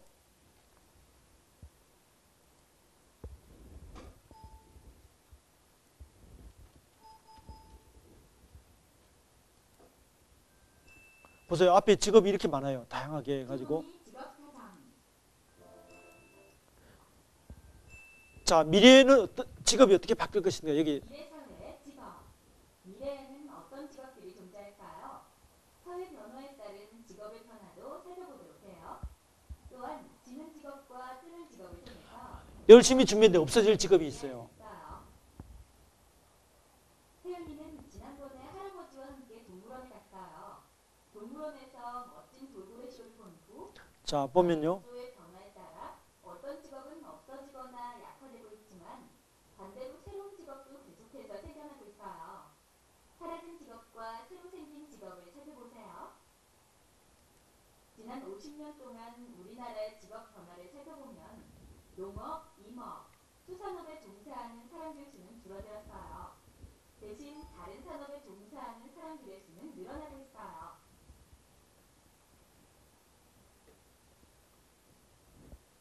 자, 그래서 직업에 대해서 한번 살펴볼게요. 이게 없었어.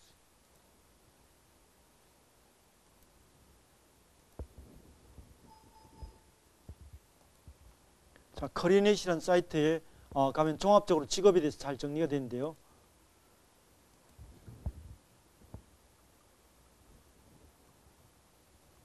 자, 직업에 관해서만 하고 끝내겠습니다. 그래서 자, 여기 가보시면요. 뭐 어떤 게 뜬가 하면 앞으로 어떤 직업이 뜨냐 해가지고 여기 미래의 직업세계라는 사이트가 있거든요.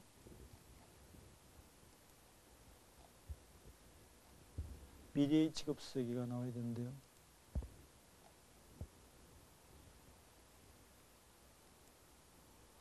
여기 나오네요. 미래의 직업세계 학과편, 직업편.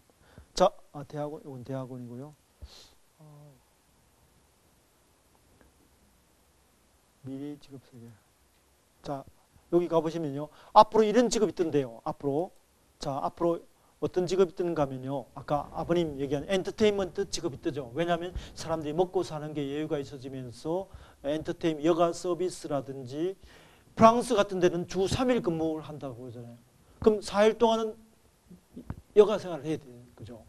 그리고 이제 사람이 굉장히 오래 살게 되거든요. 그럼 오래 살게 되면서 사회복지, 의료 관련 직업이 뜬다는 거죠.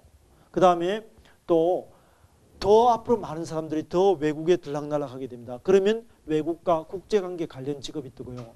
그 다음에 지금 삼성하고 애플하고 특허 전쟁 붙었잖아요. 이런 전 세계적인 뭔가 하면 변리사라든지 특허와 관련된 직업이 뜨고, 그 다음에 금융보험이라든지 여가 서비스, 항공기 등등 해가지고 이런 직업이 이렇게 뜬다고 이렇게 나오고 있거든요.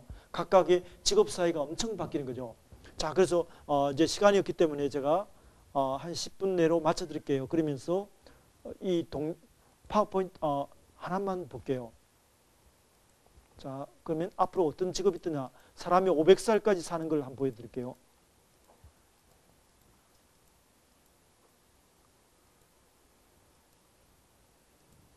목적지는 너무 멀기 때문에 우린 200세기를 우주에서 보내야. 아이고, 어떡하지.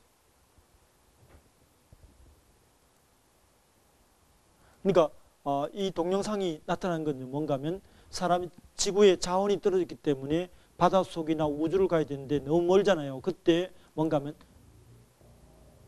우리 아이들만이 목적지에 도착하게 될 것입니다.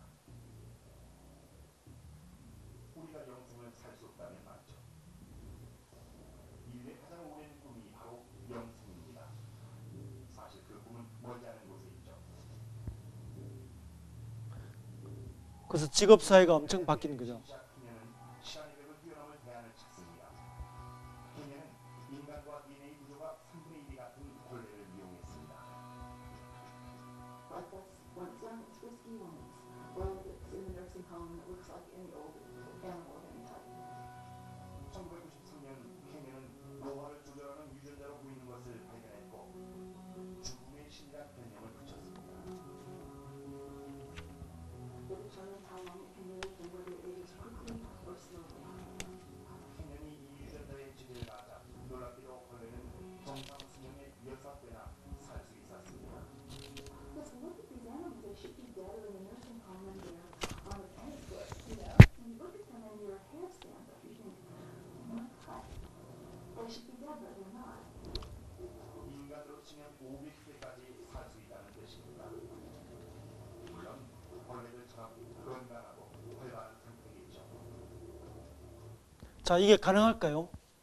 인간하고 유전자가 3분의 1이 비슷한 동물에게 첫 가니까 아프지 않고 늙지 않고 6배를 더 살았다고 되어 있거든요. 자, 그렇게 해서 이렇게 직업 사회가 바뀌는데요. 우리 교재에 보면 직업 앞으로 어떤 직업이 유망한가에 대해서 나오거든요. 자, 몇 쪽인가 하면요. 14쪽에 보면 앞으로 이런 직업이 뜬다는 거예요. 고령화 관련 직업, 사회복지와 관련된 직업이 뜨고 그 다음에 첨단화 관련 직업도요. 과학이 첨단화가 엄청 되고요. 이 국제화가 되고 그 다음에 또 앞으로 이제 어떤 직업이 뜰까요?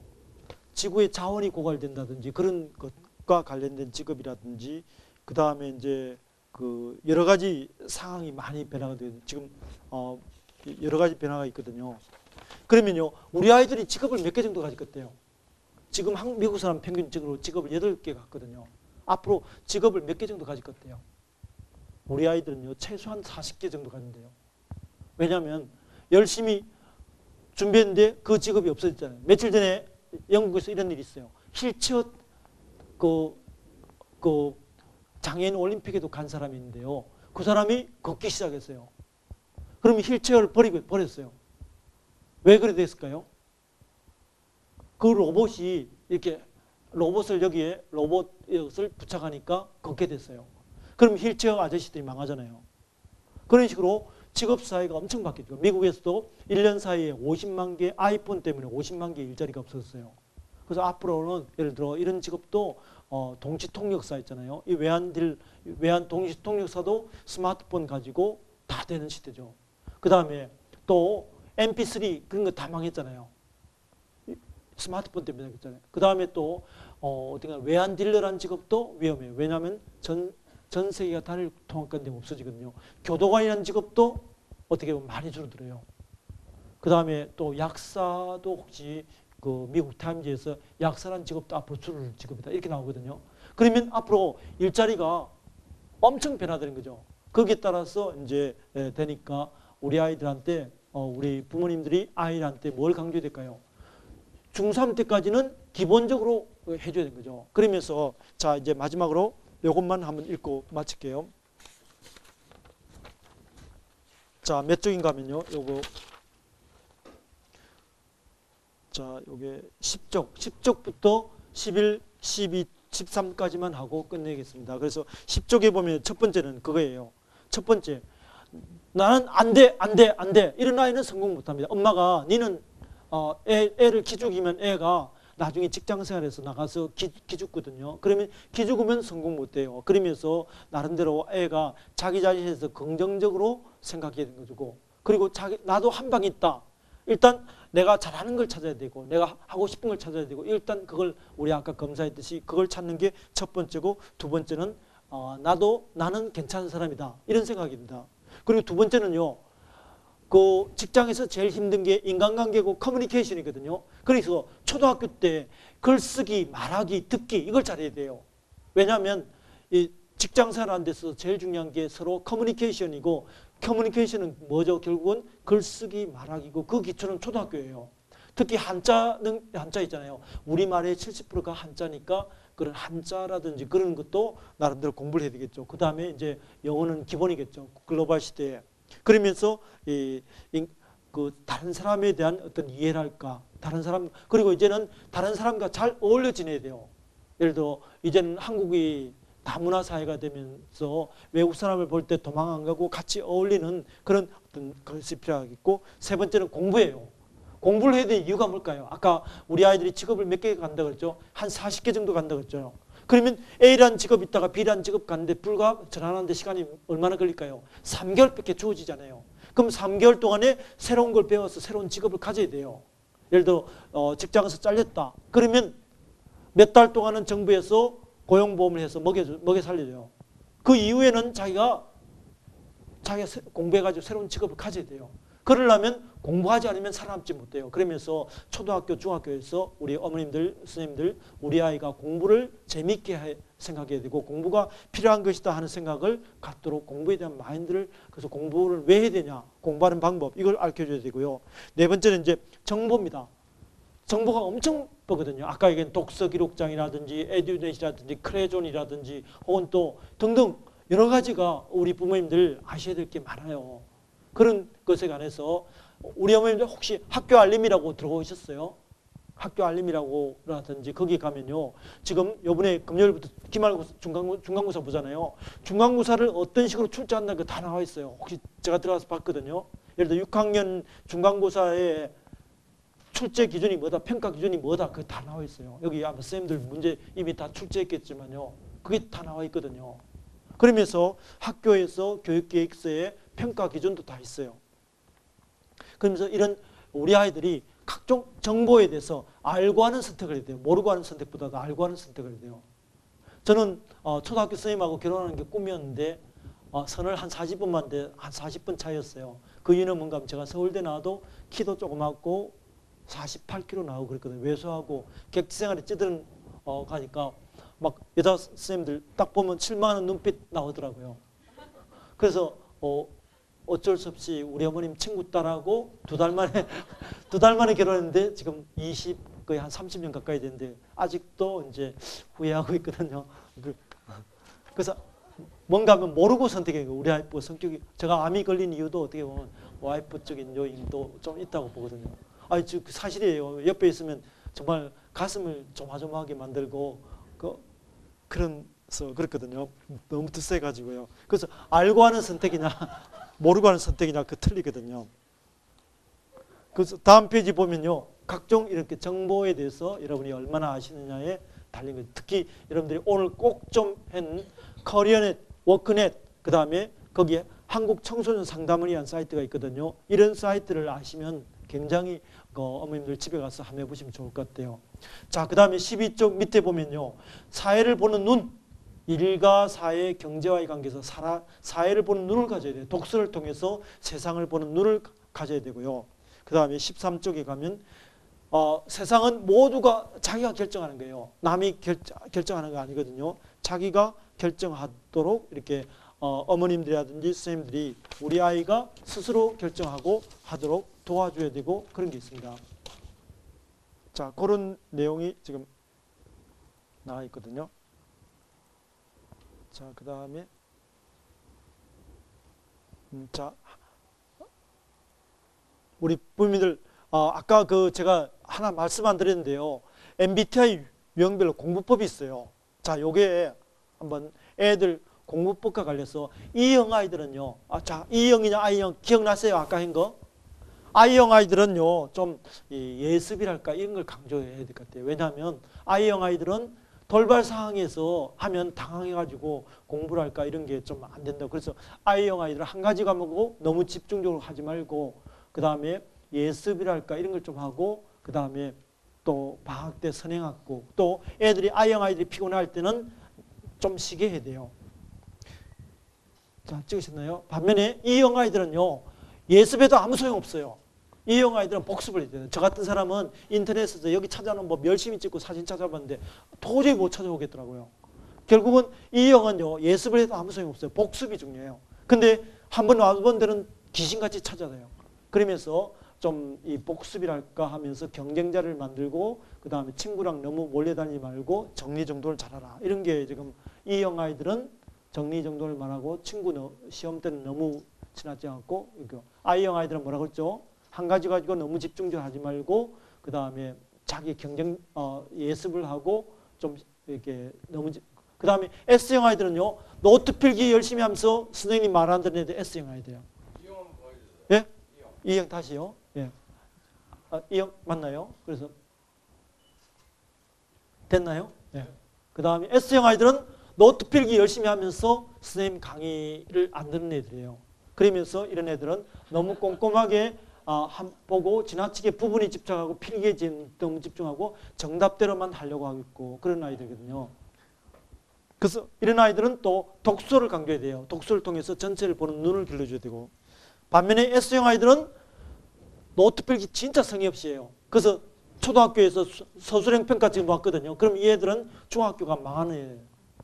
왜냐하면 서술형 선생님들이 수행평가 엄청 많이 내거든요. 그럼 수행평가에서 다 망한 애들이 이쪽에 돼요. 그리고 이제 지금 대학 갈 때도 서술형 평가 등등 하니까 이 애들은 좀 자기 나름대로 노트 필기를 열심히 하고 쓰면서 공부하고, 자기가 또 이게 중요하다고 생각해서 지레짐작 해가지고 시험 공부하다가 그게 안 나오면 망하는 애들이거든요. 그 다음에 필기한 연습, 자기 마음대로 이렇게 했지 않은 애들이에요. 자, 이런 애들이고, T형에는요, 학습 동기, 공부의 이유, 그게 없으면 애들은 공부 안 하는 애들이에요. 그러면서 독서할 때 좀 동기부여랄까 이런 쪽을 해줘야 되고, 독서할 때는 뭔가 하면 좀 이 애들은 대신에 약한 게 뭔가 하면 감성이에요. 감성이 약해요. 감성이 약하니까 초등학교에서 동화책, 소설 이것을 애들한테 읽게 해줘야 되고요. 다 찍었나요? 이제 F형 아이들은 뭔가 하면 애가 감정에 너무 치여요.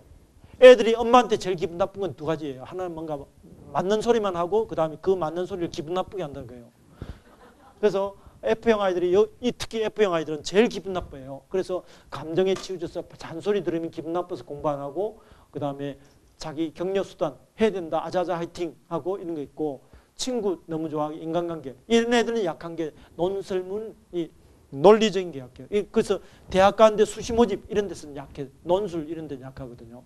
그 다음에 J형 아이들은 계획은 열심히 세우는데 실천을 못하는 애들이에요.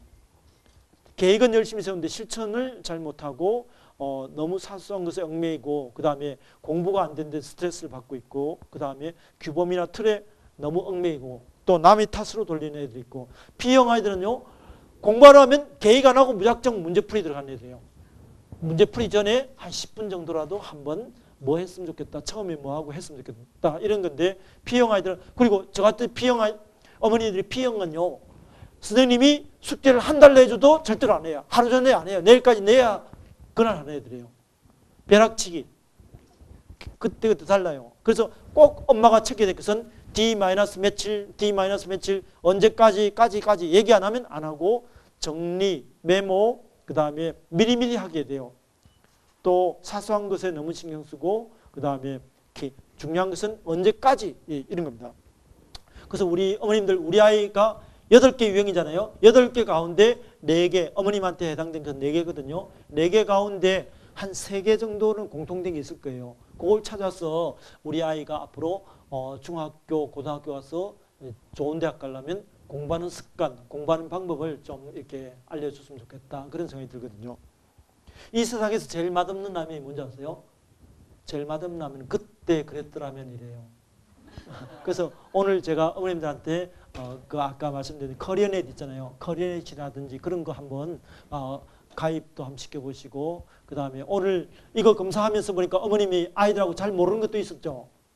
아이에 대해 잘 모르는 것도 있죠. 한번 엄마는 이렇게 생각하는데 너는 어떻게 생각하니? 이렇게 한번 해본다든지 또 아까 얘기한 1388 그런 데 한번 애를 데리고, 애들이 초등학교 때는 손잡고 가지만 중학교 가면 안 가요. 그러니까 한번 애들 데리고 가서 그런 데 가면 아주 무료이거나 안 그러면 저렴하게 하니까 한번 해보시고 하셨으면 좋겠습니다.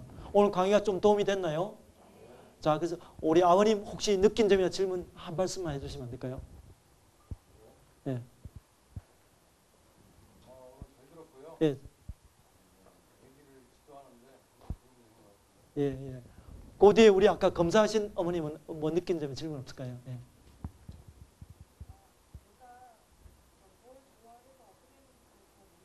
예, 예.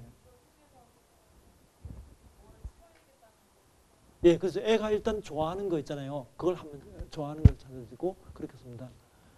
자, 저 뒤에 아까 저 어머님, 선생님 사진 열심히 찍었는데 저 뒤로 돌아보신 어머니 한 말씀만 해주시면 안 될까요? 예.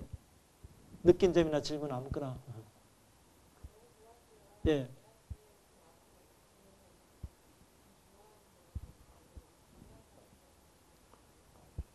예, 그래서 이걸 해놓으면요, 애들이 지금 우리 초등학교에도 5학년, 6학년에 이런 내용이 들어가 있거든요. 교육계획서에 보니까 있더라고요. 5학년, 6학년에 이런 내용이 들어가 있고, 그 다음에 중학교 가면 이게 수행평가예요. 다 들어가거든요. 자, 마지막으로 우리 아버님 한 말씀만 해주시면 안 될까요?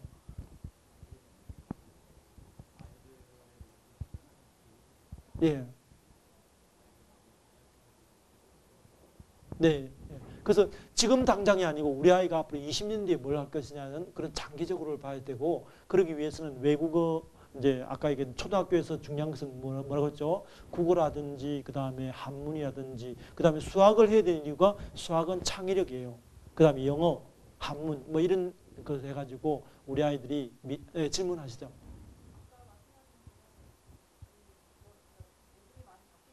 네, 예.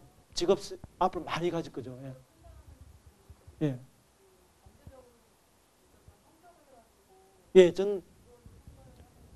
예, 그렇죠. 흥미란 건 자꾸 애들이 바뀌잖아요. 또 뭔가 하면 적성이란 거는 애가 개발되면 할 수 있어요. 그래서 제가 볼 때는 가치관은 아직 애가 형성이 안 됐어요. 가치관은 또 사람들이 가치관이 우리 같은 성인도 가치관이 왔다 갔다 하잖아요. 그러니까 그래서 제가 볼 때는 좀 선천적인 성격을 좀 강조하면 제 경험에 비해 좀 맞는 것 같더라고요. 예. 자, 어머님 자식 농사 잘 시켜서 20년 뒤에는 우리 학교 출신이 한 100억 부자가 돼가지고 우리 학교에 발전기금 한 10억 내놓을 수 있는 그런 애들을 만들 수 있겠죠. 자, 그러기 위해서 열심히 하겠다고 박수 한번 치면서 끝낼까요? 감사합니다.